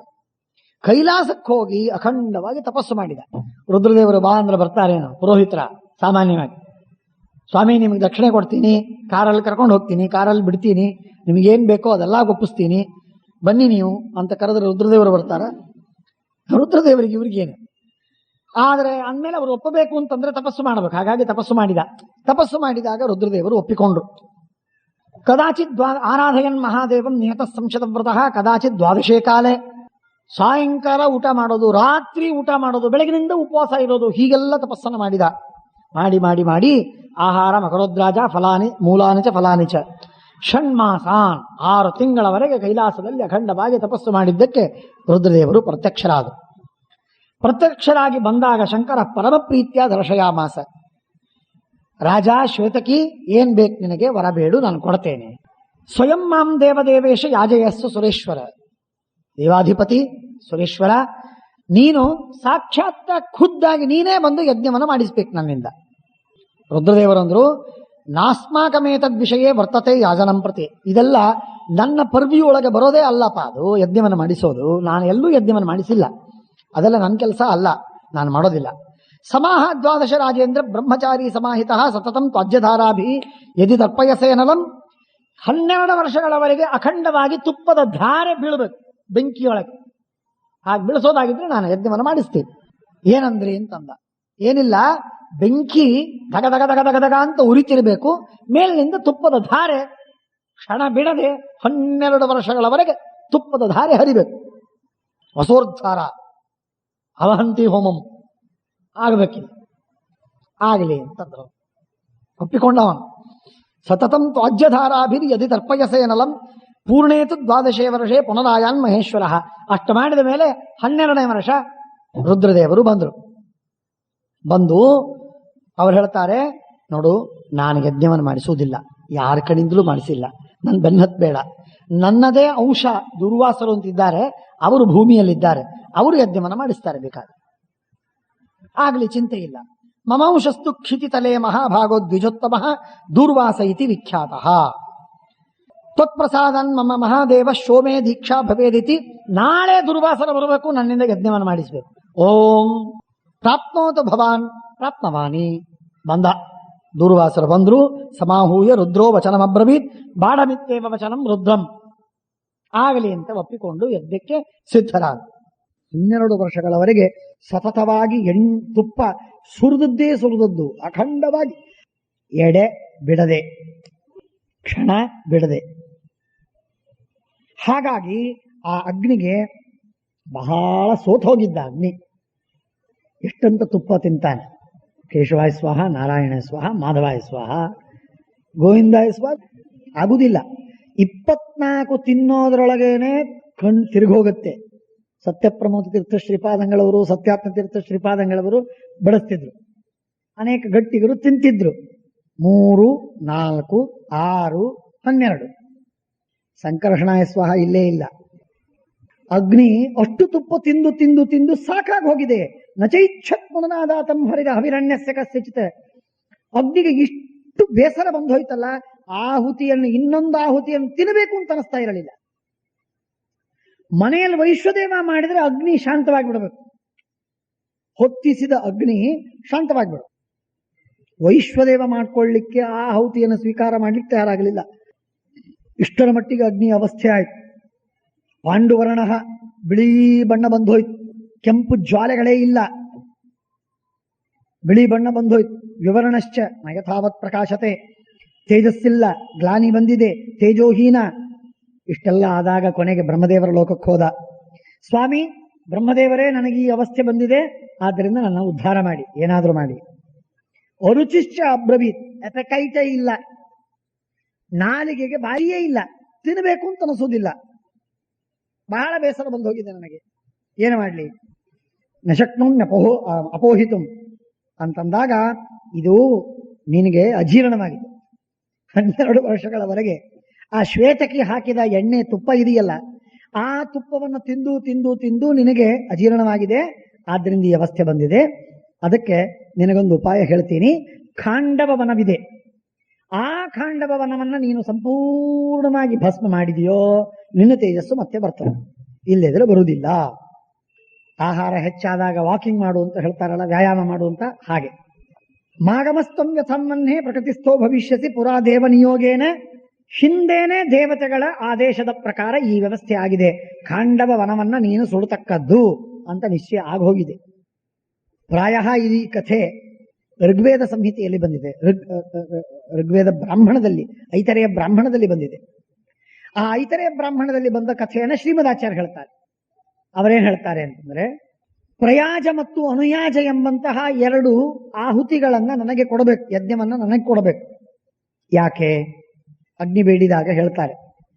ಅಗ್ನಿ ಯಾಕೆ ಬೇಡ್ತಾನೆ ಅಂತಂದ್ರೆ, ನನಗೆ ನಿಮ್ಮ ಹೆಸರಲ್ಲಿ ಕೊಡ್ತಾರೆ, ಇಂದ್ರಾಯ ಸ್ವಾಹ. ಆ ಆಹುತಿಯನ್ನ ಇಂದ್ರನಿಗೆ ತಲುಪಿಸುವವನು ಯಾರು? ಅಗ್ನಿ. ಇಷ್ಟೆಲ್ಲ ಹವಿಸ್ಸನ್ನ ಕೊಟ್ಟಾಗ ನಾನು ತೆಗೆದುಕೊಂಡು ಬಂದು ನಿನಗೆ ಒಪ್ಪಿಸ್ತೇನೆ. ಎಲ್ಲಾ ದೇವತೆಗಳಿಗೆ ಒಪ್ಪಿಸುವ ಕೆಲಸ ನನ್ನ ಜವಾಬ್ದಾರಿ. ಪಿತೃಗಳಿಗೆ, ದೇವತೆಗಳಿಗೆ, ಹವ್ಯ ಕವ್ಯ ಇದೆಲ್ಲ ಮಾಡುವುದಕ್ಕೆ ನನಗೇನಾದ್ರೂ ಬೇಕಲ್ಲ. ಆದ್ರಿಂದ ಶುಲ್ಕವನ್ನು ಕೊಡಿ, ನನಗೆ ಹಣವನ್ನು ಕೊಡಿ, ನನಗೇನಾದ್ರೂ ಸಿಗಬೇಕು. ಎಲ್ಲರೂ ಕೊಡ್ತಾರೆ, ಕೊಟ್ಟದ್ದನ್ನು ತೆಗೆದುಕೊಂಡು ನಿಮಗೊಪ್ಪಿಸ್ತೇನೆ, ನನಗೇನಿಲ್ಲ. ಆದ್ರಿಂದ ಹವಿರ್ದಾನೆ, ಶುಲ್ಕ ಬೇಕು ನನಗೆ, ಪ್ರಯಾಜ ಮತ್ತು ಅನುಯಾಜ ಅಂತಂದಾಗ ಆಗ ಅವನಿಗೆ ನೀನು ನಿರ್ವೀರ್ಯನಾಗು ಹೋಗ್ ಅಂತ ಹೇಳಿ ಶಾಪ ಕೊಟ್ಟಿರ್ತಾರೆ ದೇವತೆಗಳು. ಆ ಪ್ರಯಾಜ ಅನುಯಾಜ ಎಂಬ ಆಹುತಿಗಳನ್ನು ಕೊಟ್ಟು ಶಾಪ ಕೊಡ್ತಾರೆ. ಅದಕ್ಕಾಗಿ ಅವನು ಖಾಂಡವ ವನವನ್ನು ಸುಟ್ಟು ತಾನು ಶಕ್ತಿಯನ್ನು ಪಡಿಬೇಕು, ಸಂಪಾದನೆ ಮಾಡಬೇಕು ಅಂತ ಅಪೇಕ್ಷೆಯನ್ನು ಪಟ್ಟಿರ್ತಾನೆ. ಹಾಗಾಗಿ ಆಲಯಂ ದೇವಶತ್ರುಣಂ ಸುಘೋರಂ ಖಾಂಡವಂ ವನಂ. ದೇವತೆಗಳ ಶತ್ರುಗಳಾದ ದೈತ್ಯರೆಲ್ಲ ಈ ಖಾಂಡವ ವನದಲ್ಲಿ ಇದ್ದಾರೆ, ವಾಸವಾಗಿದ್ದಾರೆ. ಅವರ ಆ ಮನೆಗಳನ್ನು, ಅವರನ್ನು, ಆ ಸಂಪೂರ್ಣವಾದ ವನವನ್ನ ಸುಟ್ಟು ಹಾಕಬೇಕು ನೀನು ಅಂದಾಗ ಅವರ ಮೇಧಸ್ಸಿನಿಂದ ತೃಪ್ತನಾದರೆ ನಿನಗೆ ಮತ್ತೆ ನಿನ್ನ ತೇಜಸ್ಸು ಬರ್ತದೆ. ಆಯ್ತು ಅಂತ ಒಪ್ಪಿಕೊಂಡ. ಸುಸ್ತತ್ರ ನಿವಾಸನಃ ಪರಮಂ ಯತ್ನಮಾತಿಷ್ಠನ್ ಪಾವಕಸ್ಯ ಪ್ರಶಾಂತಗೆ ಕರೈಸ್ತು ಕರಿಣ ಶೀಘ್ರಂ ಜಲಮಾದಾಯ ಸತ್ವರಾಹ. ಆಗ ಇಂದ್ರ ಮೇಘಗಳಿಗೆ ಹೇಳಿ ಮಳೆಗರೆದು ಬೆಂಕಿಯನ್ನು ಶಾಂತ ಮಾಡ್ತಿದ್ದ. ಎಷ್ಟು ಸಲ ನಡೀತಿ ಹೀಗೆ? ಸಪ್ತಕೃತ್ವ ಪ್ರಶಮಿತಃ ಖಂಡವೇ ಹವ್ಯವಾಹನ. 7 ಸಲ ಮಳೆಗರೆದು ಶಾಂತ ಮಾಡಿಬಿಟ್ಟು. ಹಾಗಾಗಿ ನಿರಾಶನಾಗಿದ್ದ ಅಗ್ನಿ. ನಿರಾಶನಾಗಿ ಕೊನೆಗೆ ಬಂದ ಇಂದ್ರ ಮತ್ತು ಪರಮಾತ್ಮ ಇಬ್ಬರೂ ಸೇರಿದಾಗ, ಕೃಷ್ಣ ಮತ್ತು ಅರ್ಜುನ ಇಬ್ಬರೂ ಬಂದಾಗ. ಸತು ನೈರಾಶ್ಯಮಾಪನ್ನ ಸದಾ ಗ್ಲಾನಿ ಸಮನ್ವಿತ ಪಿತಾಮಹ ಉಪಾಗಚ್ಚನ್ ಸಂಕ್ರುದ್ಧೋ ಅವ್ಯವಾಹನ. ಬಹಳ ಕೋಪಿಸಿಕೊಂಡು ಬ್ರಹ್ಮದೇವರ ಹತ್ರ ಬರ್ತಾನೆ. ಬ್ರಹ್ಮದೇವರ ಹತ್ರ ಬಂದು ಹೇಳ್ತಾನೆ, ಅಗ್ನಿ, ನೀವೇನೋ ಹೇಳಿದ್ರಿ ಖಾಂಡವನ್ನ ಸುಟ್ಟು ಹಾಕು ಅಂತ. ನಾನು ಹೋಗಿ ಸುಟ್ಟು ಹಾಕ್ಲಿಕ್ಕೆ ಪ್ರಯತ್ನ ಮಾಡಿದರೆ ಇಂದ್ರ ಅದನ್ನು ತಡೆಗಟ್ಟಾನೆ, ನಾನೇನ್ ಮಾಡ್ಲಿ? ಆಗ ಹೇಳ್ತಾರೆ, ಸ್ವಲ್ಪ ದಿನ ತಾಳು, ಇನ್ನೊಂದು ಸ್ವಲ್ಪ ಕಾಲ ಶತಮಾನಗಳು ಉರುಳಿದ ಮೇಲೆ ನರನಾರಾಯಣರೇ ಸಾಕ್ಷಾತ್ತಾಗಿ ಕೃಷ್ಣ ಮತ್ತು ಅರ್ಜುನ ಎಂಬ ಹೆಸರಿನಿಂದ ಅವತಾರ ಮಾಡ್ತಾರೆ ಭೂಮಿಯಲ್ಲಿ. ಆಗ ಅವರು ನಿನ್ನ ವನದ ಹತ್ತಿರ ಬಂದಿರ್ತಾರೆ. ಆಗ ಅವರಿಗೆ ಹೋಗಿ ನೀನು ಪ್ರಾರ್ಥನೆ ಮಾಡು, ಯಾಚಿಸಿಕೋ. ಅವರು ಒಪ್ಪಿಕೊಂಡು ನಿನ್ನ ಮೇಲೆ ಅನುಗ್ರಹವನ್ನ ಮಾಡಿ ಇಂದ್ರ ಎಷ್ಟೇ ಮಳೆ ಸುರಿಸಿದರೂ ನಿನಗೇನು ತೊಂದರೆ ಆಗದೆ ಇದ್ದಂತೆ ನೋಡಿಕೊಳ್ತಾರೆ. ಆಯ್ತಲ್ಲ, ಚಿಂತೆ ಇಲ್ಲ, ಹೋಗು ಅಂದಾಗ ಸಂಭೂತೌ ತೌ ವಿದಿತ್ವಾತು ನರನಾರಾಯಣ ಋಷಿ ಅನುಸ್ಮೃತ್ಯ ಜಗಾಮಾಥ. ಅದನ್ನ ನೆನೆಸಿಕೊಂಡು ಈಗ ಬಂದಿದ್ದ. ಸಹಿತವು ಏಹಿ ಖಾಂಡವಸ್ಯ ಸಮೀಪತಃ, ಇಬ್ಬರು ಕೂಡಿ ಬಂದಿದ್ದಾರೆ. ಹಾಗಾಗಿ ಅವರಿಬ್ಬರ ಹತ್ರ ಹೋಗಿ ಪ್ರಾರ್ಥನೆ ಮಾಡಿದ. ಅರ್ಜುನ ಹೇಳ್ತಾನೆ, ಇಷ್ಟು ಸುದ್ದಿಯನ್ನ ಜನಮೇಜಯನಿಗೆ ವೈಶಂಪಾಯನರು ಹೇಳ್ತಾರೆ, ಅವನ ಪ್ರಶ್ನೆಗೆ ಉತ್ತರವಾಗಿ.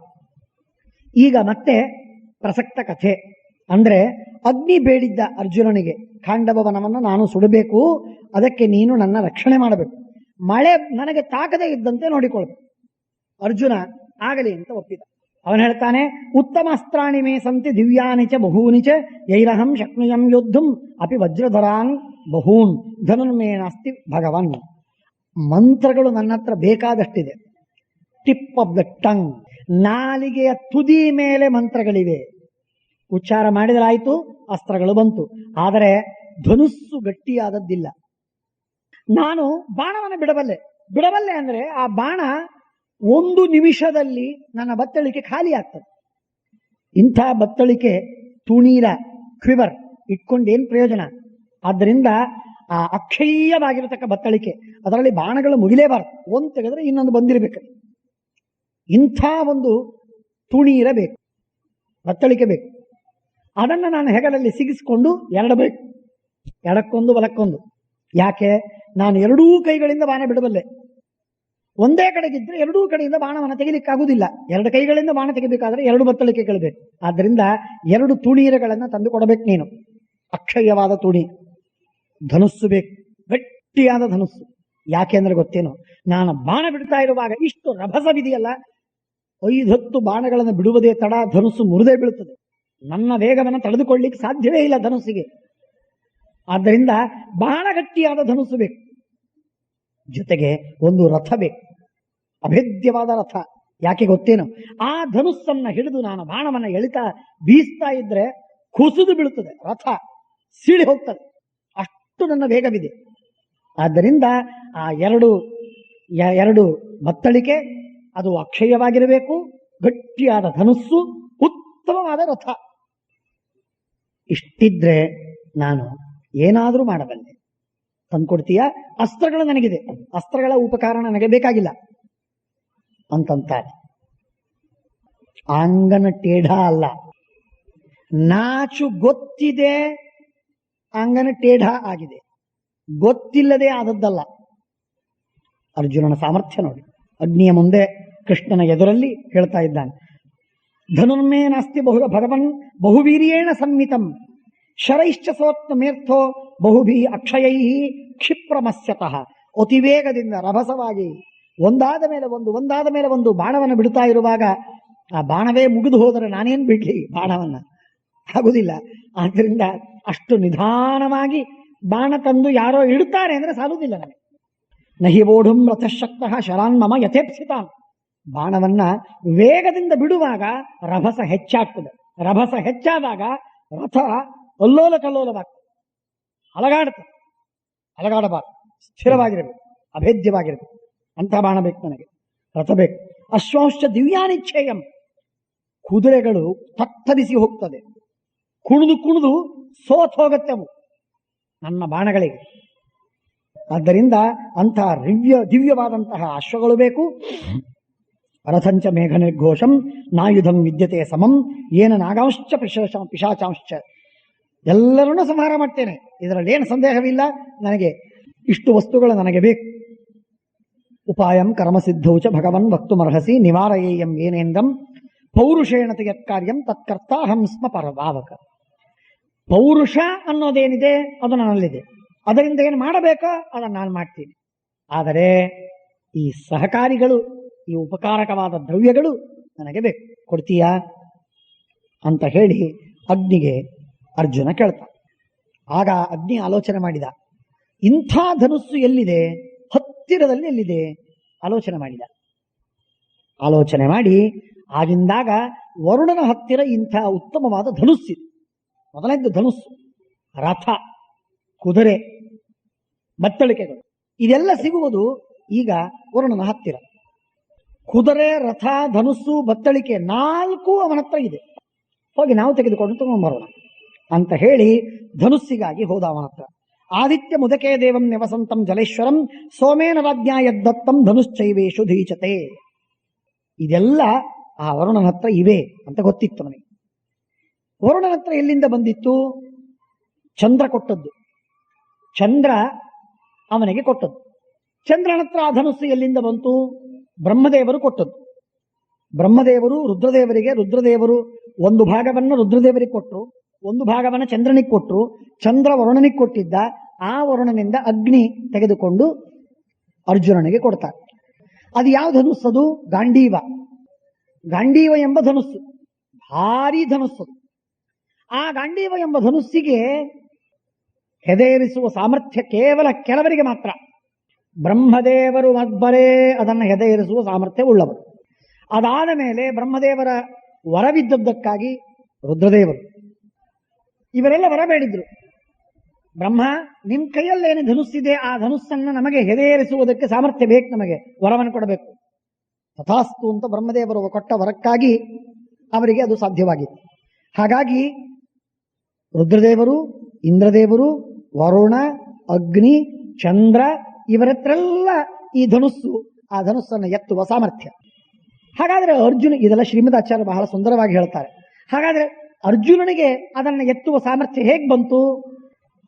ಬ್ರಹ್ಮದೇವರು ಇಂದ್ರದೇವರಿಗೆ ವರ ಕೊಟ್ಟಿದ್ದು. ಆ ಇಂದ್ರನಿಗೆ ವರವನ್ನು ಕೊಟ್ಟದ್ದರಿಂದ ಇಂದ್ರನ ಅವತಾರನಾಗಿರತಕ್ಕ ಅರ್ಜುನನಿಗೂ ಕೂಡ ಆ ಗಾಂಡೀವ ಧನುಸ್ಸನ್ನು ಎತ್ತುವ ಸಾಮರ್ಥ್ಯ ಬಂತು. ಇಲ್ಲದೆ ಇದ್ರೆ ಗಾಂಡೀವ ಧನುಸ್ಸನ್ನು ಎತ್ತುವ ಸಾಮರ್ಥ್ಯವೇ ಬರ್ತಿರಲಿಲ್ಲ. ಹಾಗಾಗಿ ಗಾಂಡೀವ ಧನುಸ್ಸಿನ ಮೇಲೆ ಬಹಳ ಅಭಿಮಾನವಿತ್ತು ಅರ್ಜುನನಿಗೆ. ಅದಕ್ಕಾಗಿ ಅವನು ಪ್ರತಿಜ್ಞೆ ಮಾಡಿದ್ದ, ನನ್ನ ಗಾಂಡೀವ ಧನುಸ್ಸನ್ನು ಯಾರಾದರೂ ಕಿತ್ತಾಕು ಅಂತಂದ್ರೆ ಅವರ ಶಿರಚ್ಛೇದ ಮಾಡ್ತೀನಿ. ಕರ್ಮಧರ್ಮ ಸಂಯೋಗದಿಂದ ಹೀಗೆ ಕೂಡಿ ಬಂತಲ್ಲ ಒಂದ್ಸಲ.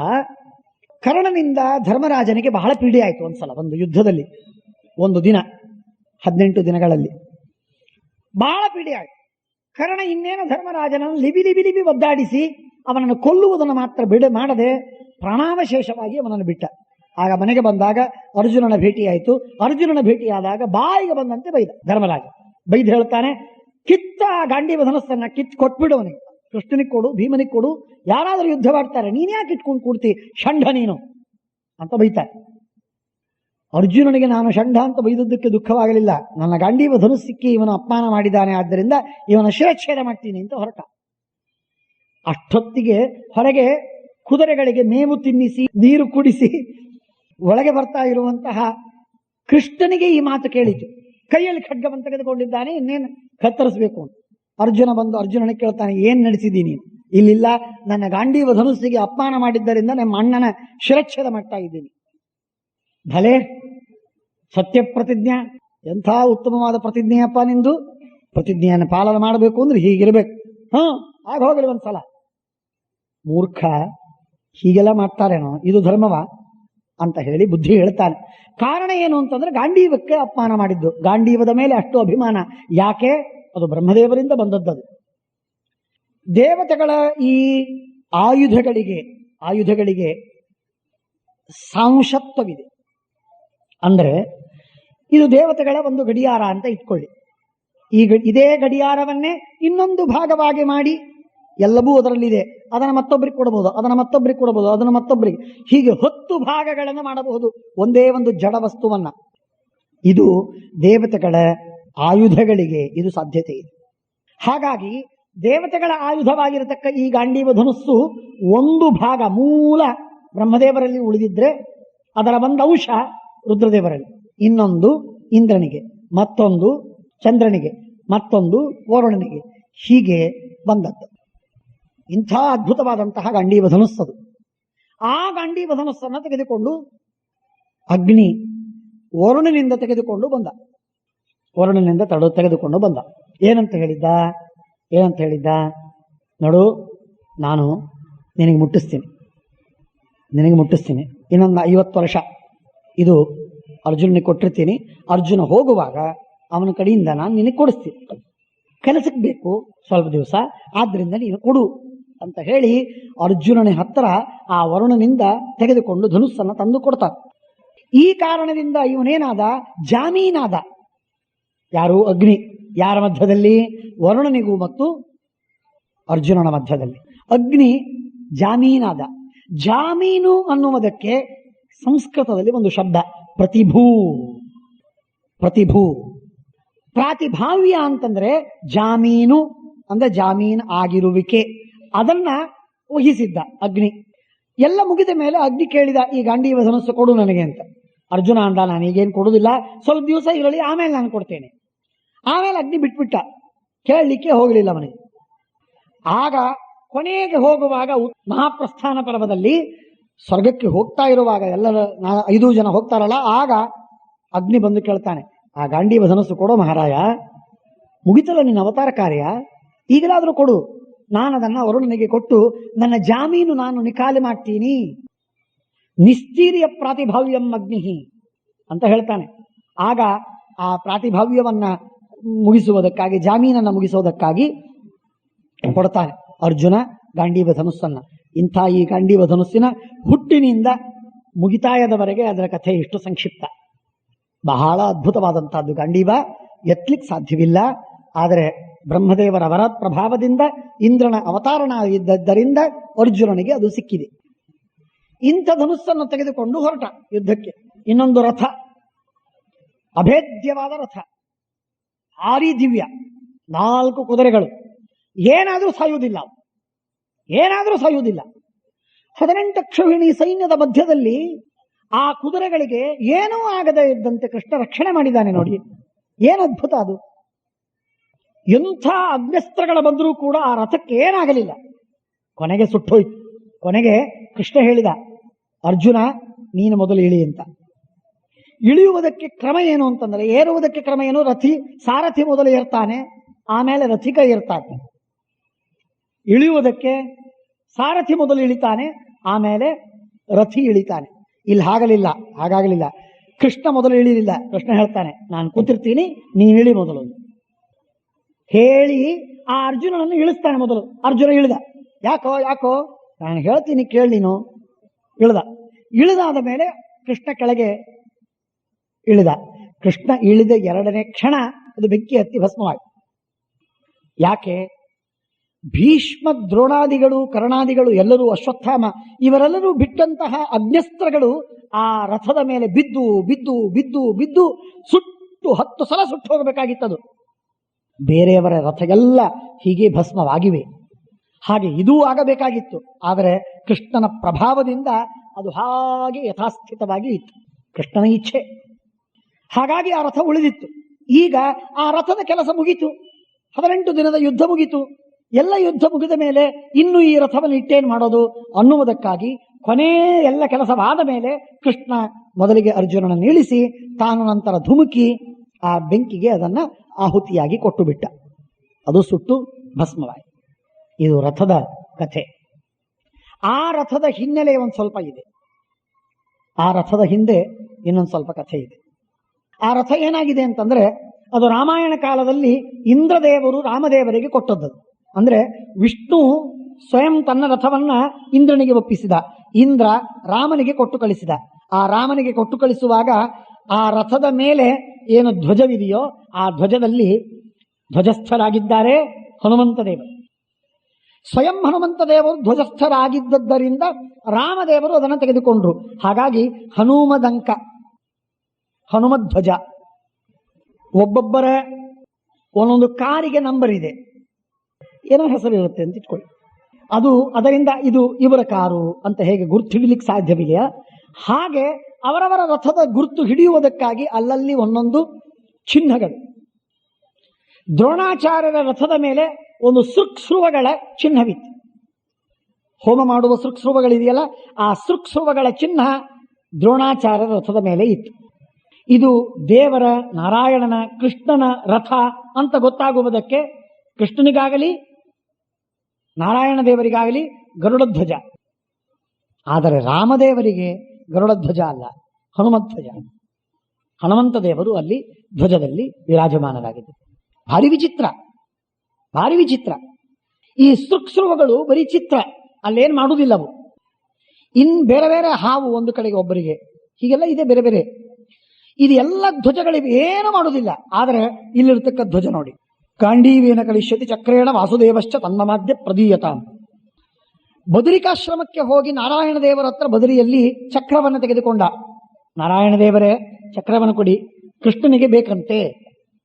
ಕೃಷ್ಣನ ಹತ್ರ ಚಕ್ರ ಇದ್ದಿದ್ದಿಲ್ಲ. ಆ ಚಕ್ರವನ್ನು ತೆಗೆದುಕೊಂಡು ಬರೋದಕ್ಕೆ ನಾರಾಯಣನ ಹತ್ರ ಹೋದ.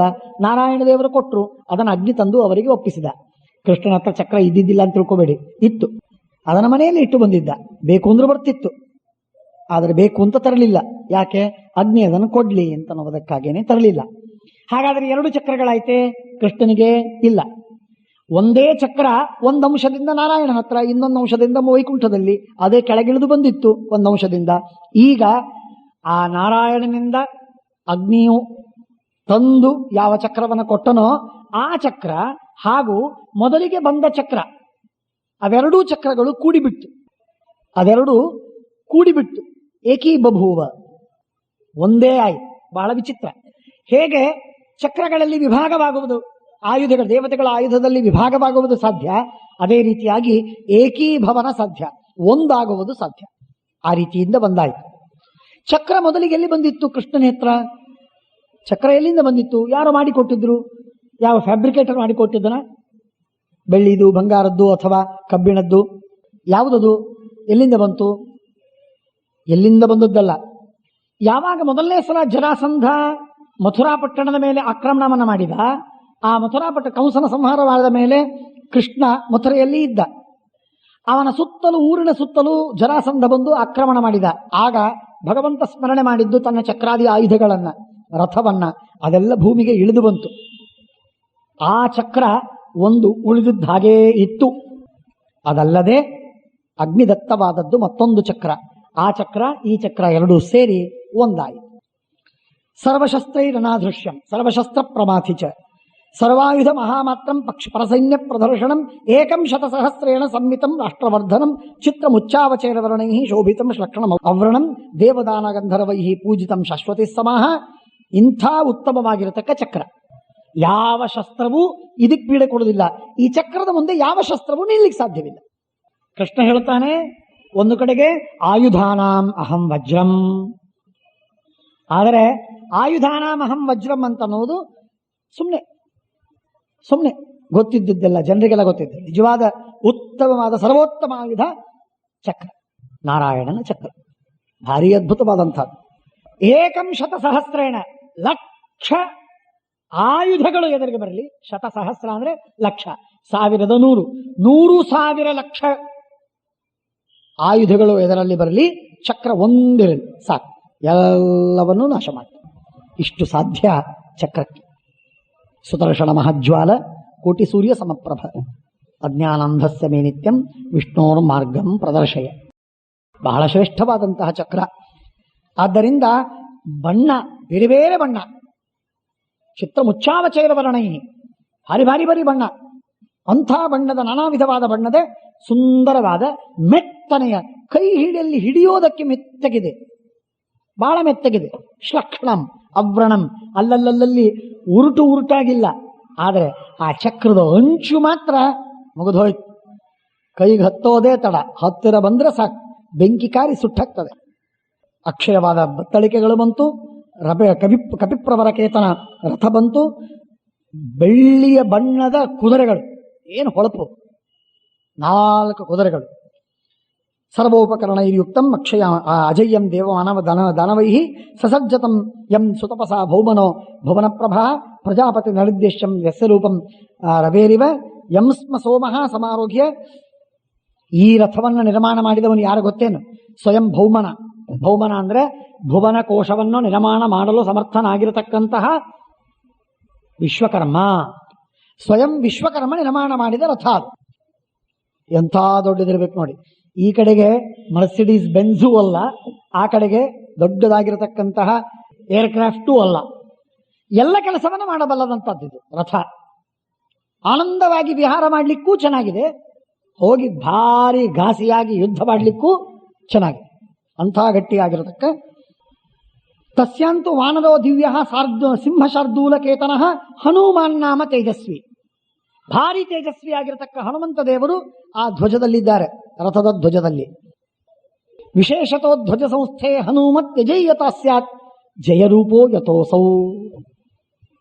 ಹನುಮಂತ ದೇವರು ವಿಶೇಷವಾಗಿ ಜಯರೂಪ. ಎಂದೆಂದಿಗೆ ಹನುಮಂತನಿಗೆ ಸೋಲಿಲ್ಲ, ಸೋಲುವುದಿಲ್ಲ, ಇಲ್ಲ ಇಲ್ಲ ಇಲ್ಲ, ಸ್ವತರಾಮಿಲ್ಲ. ಎಂಥ ಶಕ್ತಿಶಾಲಿಯಾಗಿರತಕ್ಕ ಅಸ್ತ್ರಗಳನ್ನ, ದೈತ್ಯರು ಅಸ್ತ್ರಗಳನ್ನು ಬಿಟ್ಟರೂ ರಾವಣಾದಿಗಳು ಹನುಮಂತ ದೇವರಿಗೆ ಒಂದು ಕೂದಲು ಆಚೆ ಈಚೆ ಆಗಲಿಲ್ಲ. ದುರಂತ ಶಕ್ತಿ. ಅಂಥ ಹನುಮಂತ ದೇವರು, ಜಯಶೀಲರಾದ ಹನುಮಂತ ದೇವರು ಧ್ವಜದ ಅಗ್ರದಲ್ಲಿ ಮೇಲಿದ್ದಾರೆ. ಅವರಿದ್ದಾಗ ಯಾರಿಗೆ ಪರಾಭವ, ಯಾರಿಗೆ ಸೋಲು, ಯಾರು ಹೇಗೆ ಸೋಲ್ತಾರೆ? ಸೋಲುವುದಿಲ್ಲ. ಅಂಥ ಅದ್ಭುತವಾದಂತಹ ಆ ಧ್ವಜ. ನಮ್ಮ ವಿದ್ಯಾಪೀಠದ ಹೊರಗಡೆ ಮಹಾಸ್ವಾಮಿಗಳವರಿಂದ ಅಲ್ಲಿ ಹನುಮಂತ ದೇವರ ಪ್ರತಿಷ್ಠಾಪನೆಯಾಗಿದೆ. ಆ ಹನುಮಂತ ದೇವರ ಕೆಳಗಡೆ ಅಡಿಯಲ್ಲಿ ಒಂದು ತಗಡಿನಲ್ಲಿ ಒಂದು ಬೆಳ್ಳಿಯ ಒಂದು ಪತ್ರದಲ್ಲಿ ಬರೆಸಿದ ಶ್ಲೋಕ ಇದು. ವಿಶೇಷತೋ ಧ್ವಜ ಸಂಸ್ಥೆ ಹನುಮತಿ ಅಜೇಯತಾಸ್ಯ ಜಯರೂಪೋ ಯಥೋಸೌ. ಅದನ್ನು ಕೆಳಗಿಟ್ಟು ಅದರ ಮೇಲೆ ಹನುಮಂತ ದೇವರ ಪ್ರತಿಷ್ಠಾಪನೆ ಮಾಡಿದ್ದಾರೆ ಸ್ವಾಮಿಗಳು. ಆದ್ದರಿಂದ ಬಹಳ ಪವಿತ್ರವಾಗಿರತಕ್ಕಂಥದ್ದು. ಹೊರಗೆ ಹೋಗುವಾಗ, ಒಳಗೆ ಬರುವಾಗ ಆ ಹನುಮಂತನ ಸ್ಮರಣೆ ಮಾಡಿ ನಮಸ್ಕಾರ ಮಾಡಿ ಹೋಗಿ, ನಿಮಗೆ ವಿಶೇಷ ಮಂಗಲವಾಗ್ತದೆ. ಅಂದುಕೊಂಡ ಕಾರ್ಯವೆಲ್ಲ ಸಿದ್ಧವಾಗ್ತದೆ. ಧ್ವಜದ ಸ್ಥಾನದಲ್ಲಿ ವಿದ್ಯಾಪೀಠ ಒಂದು ರಥ ಅಂತಾದರೆ ಧ್ವಜದ ಸ್ಥಾನದಲ್ಲಿ ಹನುಮಂತ ದೇವರು ನಿಂತು ನಮ್ಮ ಕಾರ್ಯಗಳನ್ನೆಲ್ಲ ಮಾಡ್ತಾರೆ. ಆದ್ದರಿಂದ ಅವಶ್ಯವಾಗಿ ಅದರ ಸ್ಮರಣೆ ಮಾಡಬೇಕು. ಆ ಹನುಮಂತನ ಕಾರ್ಯವೇನಿತ್ತು ಗೊತ್ತೇನು ವಿಶೇಷ? ಕಾಮರೂಪಿ ಮಹಾಬಲಃ. ಭಾರಿ ವಿಚಿತ್ರ. ಬೇಕಾದ ರೂಪವನ್ನು ತಾಳಬಹುದು. ಚಿತ್ರ ಹಾಕಿ ಬರೆದದ್ದು, ಆದರೆ ಆ ಚಿತ್ರದಿಂದ ಪ್ರಕಟವಾಗಿ ಬಂದು ಆ ಹನುಮಂತ ಗರ್ಜನೆ ಮಾಡ್ತಾನೆ. ಆಗಾಗ ಮಧ್ಯ ಮಧ್ಯದಲ್ಲಿ ಬಂದು ಮನಸ್ಸಿಗೆ ಬಂತೋ, ಇಚ್ಛೆ ಬಂತೋ, ಜೋರಾಗಿ ಗರ್ಜನೆ ಮಾಡ್ತಾನೆ ಹನುಮಪ್ಪ. ಇಂದ್ರ ಅದನ್ನು ರಕ್ಷಣೆ ಮಾಡಬೇಕು ಅಂತ ಮಳೆಗರೆದಕ್ಕೆ ಹೇಳಿದ. ಮಳೆ ಬಂದ್ರೆ ಮಳೆಯೆಲ್ಲ ಭಸ್ಮವಾಗಿ ಹೋಯ್ತು, ಆವಿಯಾಗಿ ಹೋಯ್ತು. ನೀರು ಕೆಳಗೆ ಬೀಳದೆ ಇದ್ದಂತೆ ಬೆಂಕಿ ಹತ್ತಿ ಬಿಟ್ಟಿದೆ. ಇಷ್ಟು ಬೆಂಕಿ ಹತ್ತಿದೆಯಲ್ಲ, ಬೆಂಕಿ ಹತ್ತಿದ್ದು ಮೇಲಿನ ಮಳೆಯ ನೀರು ಆವೆಯಾಗಿ ಅಲ್ಲಿಂದಲ್ಲೇ ಮೇಲೆ ಹಾಕ್ತಾ ಇದೆ. ಇಷ್ಟು ವಿಚಿತ್ರವಾಗಿ ಆಗೋಗಿದೆ. ಇದನ್ನು ನೋಡಿ ಆಶ್ಚರ್ಯಚಕಿತರಾದರೆ ಎಲ್ಲರೂ ದೇವತೆಗಳು. ಮತ್ತೆ ಹೋಗಿ ಇಂದ್ರನಿಗೆ ಪ್ರಾರ್ಥನೆ ಮಾಡ್ತಾರೆ. ಇಂದ್ರ ಸ್ಪೆಷಲ್ ಆದ ಮೇಘಗಳಿಗೆ ಆದೇಶ ಕೊಟ್ಟು ಮಳೆ ಸುರಿಸುವುದಕ್ಕೆ ಹೇಳ್ತಾನೆ. ವಾರಿ ಪಾಂಡವ ಪ್ರತ್ಯವಾರಯತೆ ತಕ್ಷಕಸ್ತು ನತತ್ರಾಸಿ ನಾಗರಾಜೋ ಮಹಾಬಲಃ ಕ್ಷಮಾನೆ ವನೇ ತಸ್ಮಿನ್ ಕುರುಕ್ಷೇತ್ರಂ ಗತೋ ಹಿ ಸಹ. ಅವತ್ತು ಕುರುಕ್ಷೇತ್ರಕ್ಕೆ ಹೋಗಿದ್ದ ತಕ್ಷಕ ಆ ಖಾಂಡವ ವನದಲ್ಲಿ ಇದ್ದಿದ್ದಿಲ್ಲ ಅವತ್ತಿನ ದಿವಸ. ಅವನ ಮಗ ಅಶ್ವಸೇನ ಅವನಿದ್ದ. ಅಶ್ವಸೇನ ಇದ್ದ. ತಕ್ಷಕನ ಹೆಂಡತಿ ಇದ್ಲು. ಅಶ್ವಸೇನ ಅವನ ತಾಯಿ ಇಬ್ಬರಿದ್ರಲ್ಲಿ. ತಕ್ಷಕಸ್ಯ ಸುತೋಬಲಿ ಮೋಕ್ಷಯಾಮಾಸ ತನ್ಮಾತ ನಿಗಿರಿಯ ಭುಜಗಾತ್ಮಜ.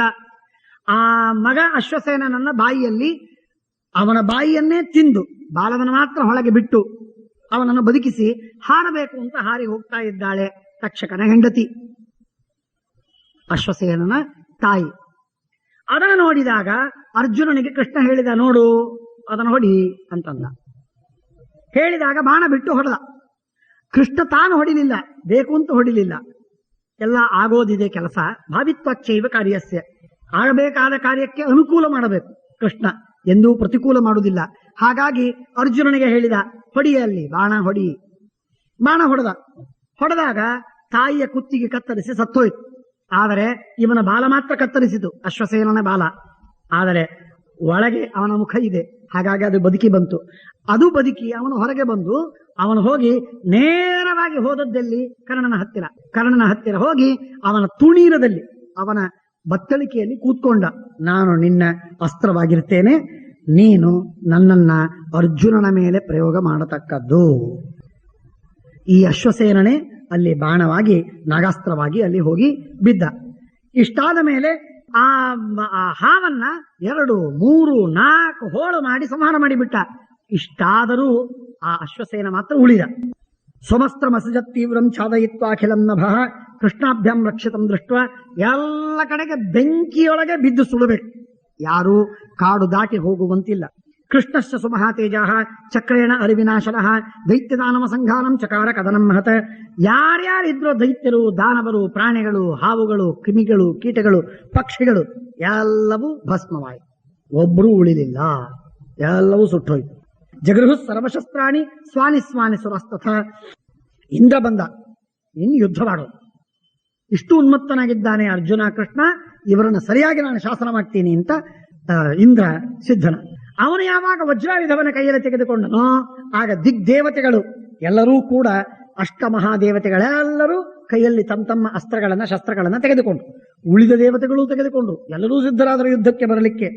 ಯಮ ಕಾಳದಂಡವನ್ನ, ಕುಬೇರ ಗದೆಯನ್ನ, ವರುಣ ಪಾಶಗಳನ್ನ, ಸ್ಕಂದ ಶಕ್ತಿಯನ್ನ, ಅಶ್ವಿನಿ ದೇವತೆಗಳು ಔಷಧಿಗಳನ್ನ, ಧಾತ ಎಂಬ ದೇವತೆ ಧನುಸ್ಸನ್ನ, ಜಯ ಎಂಬ ದೇವತೆ ಮುಸಲವನ್ನ, ತ್ವಷ್ಟ ಬೆಟ್ಟವೇ ಅವನ ಆಯುಧ ಬೆಟ್ಟವನ್ನ, ಅಂಶ ಶಕ್ತಿಯನ್ನ, ಮೃತ್ಯುದೇವ ಪರಶುವನ್ನ, ಅರ್ಯಮ ಪರಿಘವನ್ನ, ಮಿತ್ರ ಚಕ್ರವನ್ನ, ಕ್ಷುರಪರ್ಯಂತವಾದ ಚಕ್ರವನ್ನ, ಪೂಷ ಮತ್ತು ಭಗ ಇವರೆಲ್ಲರೂ ತಮ್ಮ ತಮ್ಮ ಅಸ್ತ್ರಗಳನ್ನು ತೆಗೆದುಕೊಂಡ್ರು.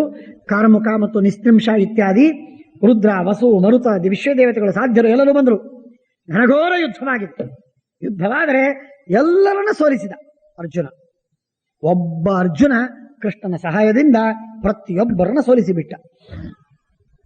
ಗಿರೀಶಂಗಂ ಸಹಸ್ರದ ಬೆಟ್ಟ ಬಂದು ಬೀಳ್ತಾ ಇದ್ರೆ ಬಾಣವನ್ನು ಹೊಡೆದು ಒಂದೇ ಒಂದು ಬಾಣದಿಂದ 1000 ಹೋಳು ಮಾಡಿದ ಬೆಟ್ಟವನ್ನ. ಪುಡಿ ಪುಡಿಯಾಗಿ ಅದು ಹಿಟ್ಟಾಗಿ ಕಲ್ಲು ಕಲ್ಲಾಗಿ ಬಿತ್ತು. ಇಷ್ಟು ಪರಾಕ್ರಮ ಅವನು. ಇಷ್ಟಾದ ಮೇಲೆ ಅವರು ಸೋತರು.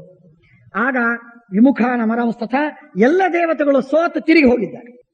ಬಭೂವ ಮುದಿತೋ ರಾಜನ್ ಪ್ರಶಂಸನ್ ಕೇಶವಾರ್ಜುನೋ. ಆಗ ಆಕಾಶವಾಣಿಯಾಗಿದೆ, ನಿಮ್ಮ ಪರಾಕ್ರಮ ಅದ್ಭುತವಾಗಿರುವ ಪರಾಕ್ರಮ. ಆಗ ದೇವತೆಗಳು ಬಂದು ಅರ್ಜುನನಿಗೆ ನಾಮಕರಣ ಮಾಡ್ತಾರೆ. ಶ್ರೀಮದಾಚಾರ್ಯ ಹೇಳ್ತಾರೆ, ಕೃಷ್ಣ ಎಂಬ ನಾಮಕರಣವನ್ನು ಮಾಡ್ತಾರೆ. ಅರ್ಜುನನಿಗೂ ಕೃಷ್ಣ ಅಂತ ಹೆಸರು. ಯಾಕೆ? ಕೃಷ್ಣ ಅಂದ್ರೆ ಉತ್ಕೃಷ್ಟ. ಉತ್ಕೃಷ್ಟ ಅಂದ್ರೆ ಬಾಣ ಬಿಡುವಲ್ಲಿ ಉತ್ಕೃಷ್ಟ. ಆದ್ದರಿಂದ ಅವನಿಗೆ ಕೃಷ್ಣ. ದೇವರಿಗೆ ಕೃಷ್ಣ ಅಂತ ಹೆಸರು. ಯಾಕೆ? ಉತ್ಕೃಷ್ಟ. ಯಾಕೆ ಉತ್ಕೃಷ್ಟ? ಎಲ್ಲ ಜೀವರಲ್ಲಿ, ಚರಾಚರ ಜಗತ್ತಿನಲ್ಲಿ ಉತ್ಕೃಷ್ಟ. ಇವನು ಬಾಣ ಬಿಡುವಲ್ಲಿ ಉತ್ಕೃಷ್ಟ. ಆದ್ದರಿಂದ ಇವನಿಗೂ ಕೃಷ್ಣ ಎಂಬ ನಾಮವನ್ನು ಮಾಡಿದ್ದಾರೆ. ನತೇ ಸಖಾ ಸನ್ನಿಹಿತಸ್ತಕ್ಷಕೋ ಭುಜಗೋತ್ತಮ. ಆಕಾಶವಾಣಿಯಾಗಿ ಇಂದ್ರನಿಗೆ ಹೇಳ್ತಾ ಇದ್ದೆ, ನಿನ್ನ ಗೆಳೆಯ ತಕ್ಷಕ ಈಗ ಅಲ್ಲಿಲ್ಲ, ಖಂಡವ ವನದಲ್ಲಿಲ್ಲ, ನೀನೇನು ಹೆದರಬೇಡ, ಅವನು ಕುರುಕ್ಷೇತ್ರಕ್ಕೆ ಹೋಗಿದ್ದಾನೆ, ಯೋಚನೆ ಬೇಡ ಅಂದಾಗ ಬಹಳ ಸಂತೋಷವಾಯಿತು. ತಥಾಸುರಂ ಮಯಂ ನಾಮ ತಕ್ಷಕಸ್ಯ ನಿವೇಶನಾತ್. ತಕ್ಷಕನ ಮನೆಯಿಂದ ಮಯಾಸುರ ಹೊರಗೆ ಬಂದ. ಅವನು ಓಡ್ತಾ ಇದ್ದ. ಅದನ್ನು ನೋಡಿದ ಅಗ್ನಿ ಕೇಳಿಕೊಂಡ, ಸ್ವಾಮಿ, ಅವನ ಮಯಾಸುರ ಹೋಗ್ತಾ ಇದ್ದಾನೆ, ಅವನನ್ನು ಬಿಟ್ಬಿಟ್ರಲ್ಲ ನೀವು ಅಂದಾಗ, ಇನ್ನೇನು ಬಾಣವನ್ನು ತೆಗೆದುಕೊಂಡು ಸಂಹಾರ ಮಾಡಬೇಕು. ಅಷ್ಟರಲ್ಲಿ ಚಕ್ರವನ್ನು ತೆಗೆದುಕೊಂಡು ಕೃಷ್ಣ ಬಿಟ್ಟು, ಬಾಣ ಬಿಟ್ಟು, ಕೃಷ್ಣ ಚಕ್ರವನ್ನು ಬಿಟ್ಟು ಸಂಹಾರ ಮಾಡಬೇಕು. ಅಷ್ಟರೊಳಗೆ ಧಾವಿಸಿ ಬಂದು ಅರ್ಜುನನ ಕಾಲಿಗೆ ಬಿದ್ದ. ಮಯಾಸುರ ಕಾಲಿಗೆ ಬಿದ್ದು ನಮಸ್ಕಾರ ಮಾಡಿ ಪ್ರಾರ್ಥನೆ ಮಾಡ್ತಾನೆ, ನನ್ನನ್ನು ರಕ್ಷಣೆ ಮಾಡು. ಅರೆ, ಬಾಣ ಬಿಟ್ಟದ್ದು ಕೃಷ್ಣ, ಚಕ್ರ ಬಿಡ್ಲಿಕ್ಕೆ ಹೊರಟದ್ದು ಕೃಷ್ಣ, ಶರಣಾಗತನಾದದ್ದು ಅರ್ಜುನನಿಗೆ. ಯಾಕೆ? ಅದಕ್ಕೆ ಶ್ರೀಮದಾಚಾರ್ಯ ನಿರ್ಣಯ ಕೊಡ್ತಾರೆ, ನಾನು ದೇವಾರಿರಿತ್ಯೇವ ಮೈ ಪ್ರಕೋಪ. ನಾನು ದೇವತೆಗಳಿಗೆ, ದೇವೇಂದ್ರನಿಗೆ, ಇಂದ್ರನಿಗೆ ನಾನು ವಿರೋಧಿ, ಶತ್ರು, ಅಸುರ ಎನ್ನುವ ಕಾರಣಕ್ಕಾಗಿ ನನಗೆ ನನ್ನ ಮೇಲೆ ಸಿಟ್ಟು. ಈಗ ಇಂದ್ರನ ಅವತಾರನಾದ ಅರ್ಜುನನಿಗೆ ಕಾಲಿಗೆ ಬಿದ್ದು ಬಿಟ್ರೆ ಕೃಷ್ಣ ಸಂತುಷ್ಟನಾಗ್ತಾನೆ, ಕೃಷ್ಣ ಖುಷ್. ಹಾಗೇ ಆಯಿತು. ಕೃಷ್ಣ ಸಂತುಷ್ಟನಾಗಿ ಚಕ್ರವನ್ನ ತಿರುಗಿ ತಂದುಕೊಂಡ್ಬಿಟ್ಟ. ಮಯಾಸುರ ಬದುಕಿದ. ಅವನು ಮುಂದೆ ಹೋಗಿಬಿಟ್ಟ. ಅವನು ಬದುಕಿದ್ದಾನೆ. ಅದಾದ ಮೇಲೆ 4 ಅಂದ್ರೆ ಅಶ್ವಸೇನ ಒಬ್ಬ ಬದುಕಿದ, ಮಯಾಸುರ ಒಬ್ಬ ಬದುಕಿದ, ಇನ್ನು 4 ಪಕ್ಷಿಗಳು ಬದುಕ್ತವೆ. 4 ಪಕ್ಷಿಗಳು ಯಾಕೆ ಬದುಕ್ತವೆ? ಅದಕ್ಕೆ ಹೇಳ್ತಾರೆ ಮಂದಪಾಲ ಮಂದಪಾಲ ಎಂಬಂತಹ ಒಬ್ಬ ಬ್ರಾಹ್ಮಣ, ಭಾರೀ ತಪಸ್ವಿ. ಭಾರೀ ತಪಸ್ಸು ಮಾಡಿ ಮಾಡಿ ಮಾಡಿ ಮಾಡಿ ಸಿದ್ಧನಾಗಿ ಅವನ ಸದ್ಗತಿಯನ್ನು ಹೊಂದಿದ, ಪಿತೃಲೋಕಕ್ಕೆ ಹೋದ. ಆದರೆ ಅವನಿಗೆ ಎಲ್ಲ ಸಿಗಲಿಲ್ಲ, ಅವನಿಗೆ ಫಲ ಸಿಗಲಿಲ್ಲ. ಯಾಕೆ ಅಂತ ಆಲೋಚನೆ ಮಾಡಿದಾಗ ದೇವತೆಗಳು ಹೇಳ್ತಾರೆ, ನೀನು ಅಧ್ಯಯನವನ್ನು ಮಾಡಿದಿ, ಆದ್ದರಿಂದ ಋಷಿಗಳ ಋಣವನ್ನು ತೀರಿಸಿದಿ. ಯಜ್ಞವನ್ನು ಮಾಡಿದಿ, ಅದರಿಂದ ದೇವತೆಗಳ ಋಣವನ್ನು ತೀರಿಸಿದಿ.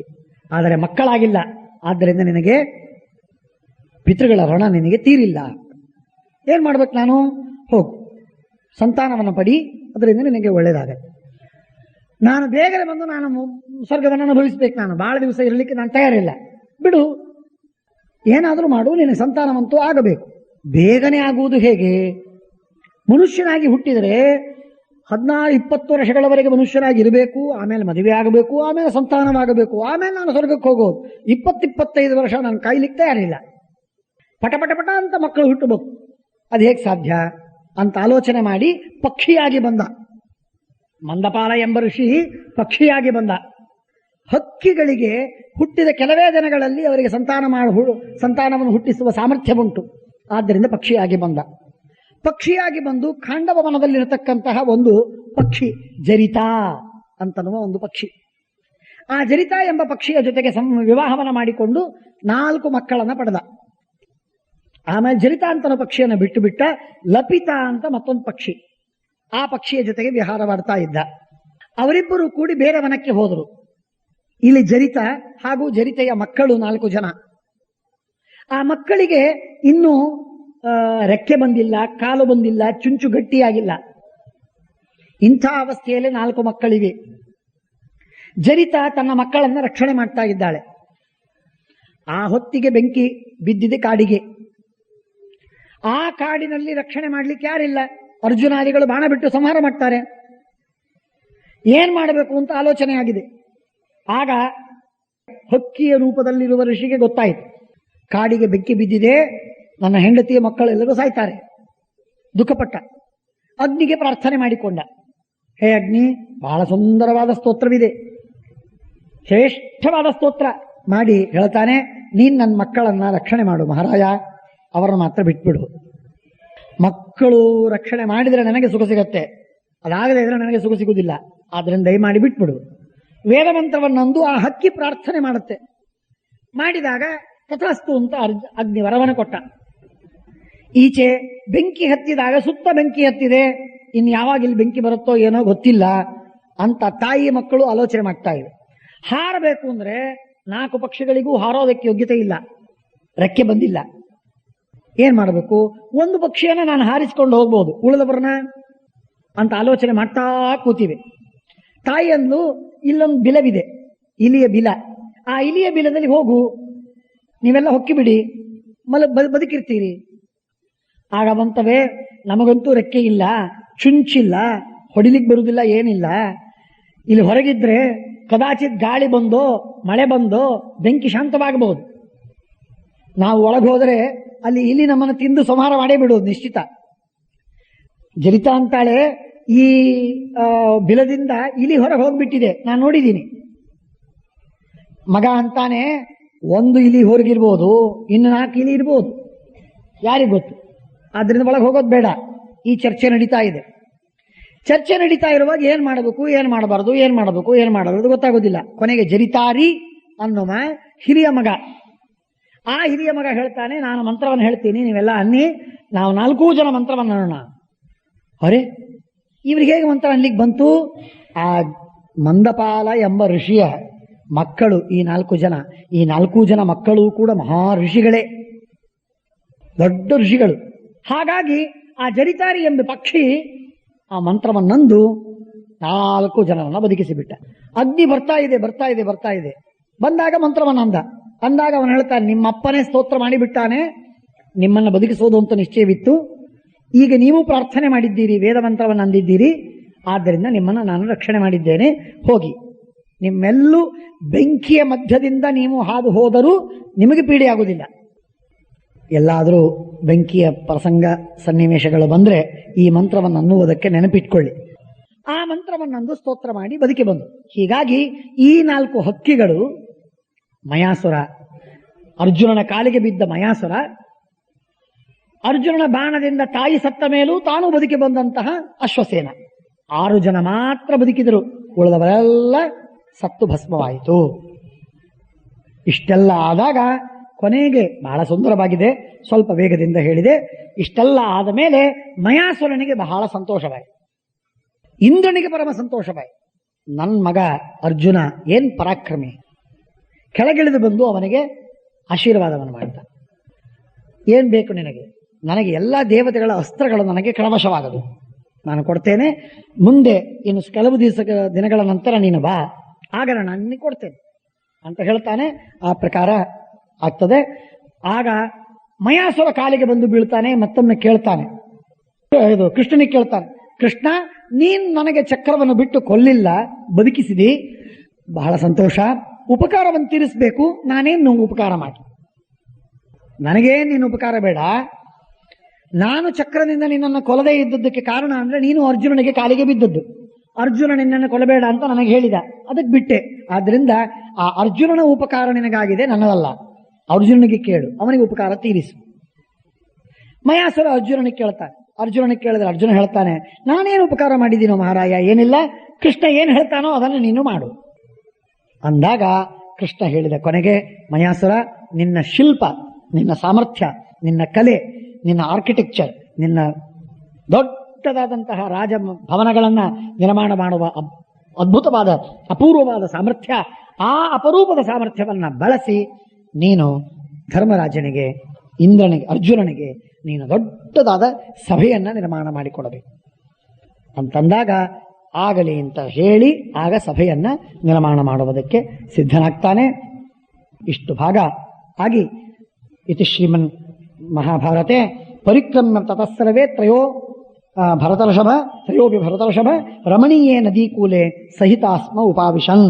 ಎಲ್ಲರೂ ಕೂಡ ಆ ಬೆಂಕಿಗೆ ಸಂಪೂರ್ಣ ತೃಪ್ತಿಪಡಿಸಿ ಖಾಂಡವನವನ್ನು ದಾಹ ಮಾಡಿ 4-6 ಜನ ಮಾತ್ರ ಬದುಕುವಂತೆ ಮಾಡಿ, ಅರ್ಜುನ ಮತ್ತು ಕೃಷ್ಣ ಇವರಿಬ್ಬರೂ ಯಮುನಾ ನದಿಯ ದಂಡೆಯ ಮೇಲೆ ವಿಹಾರ ಮಾಡ್ತಾ ಇದ್ದಾರೆ.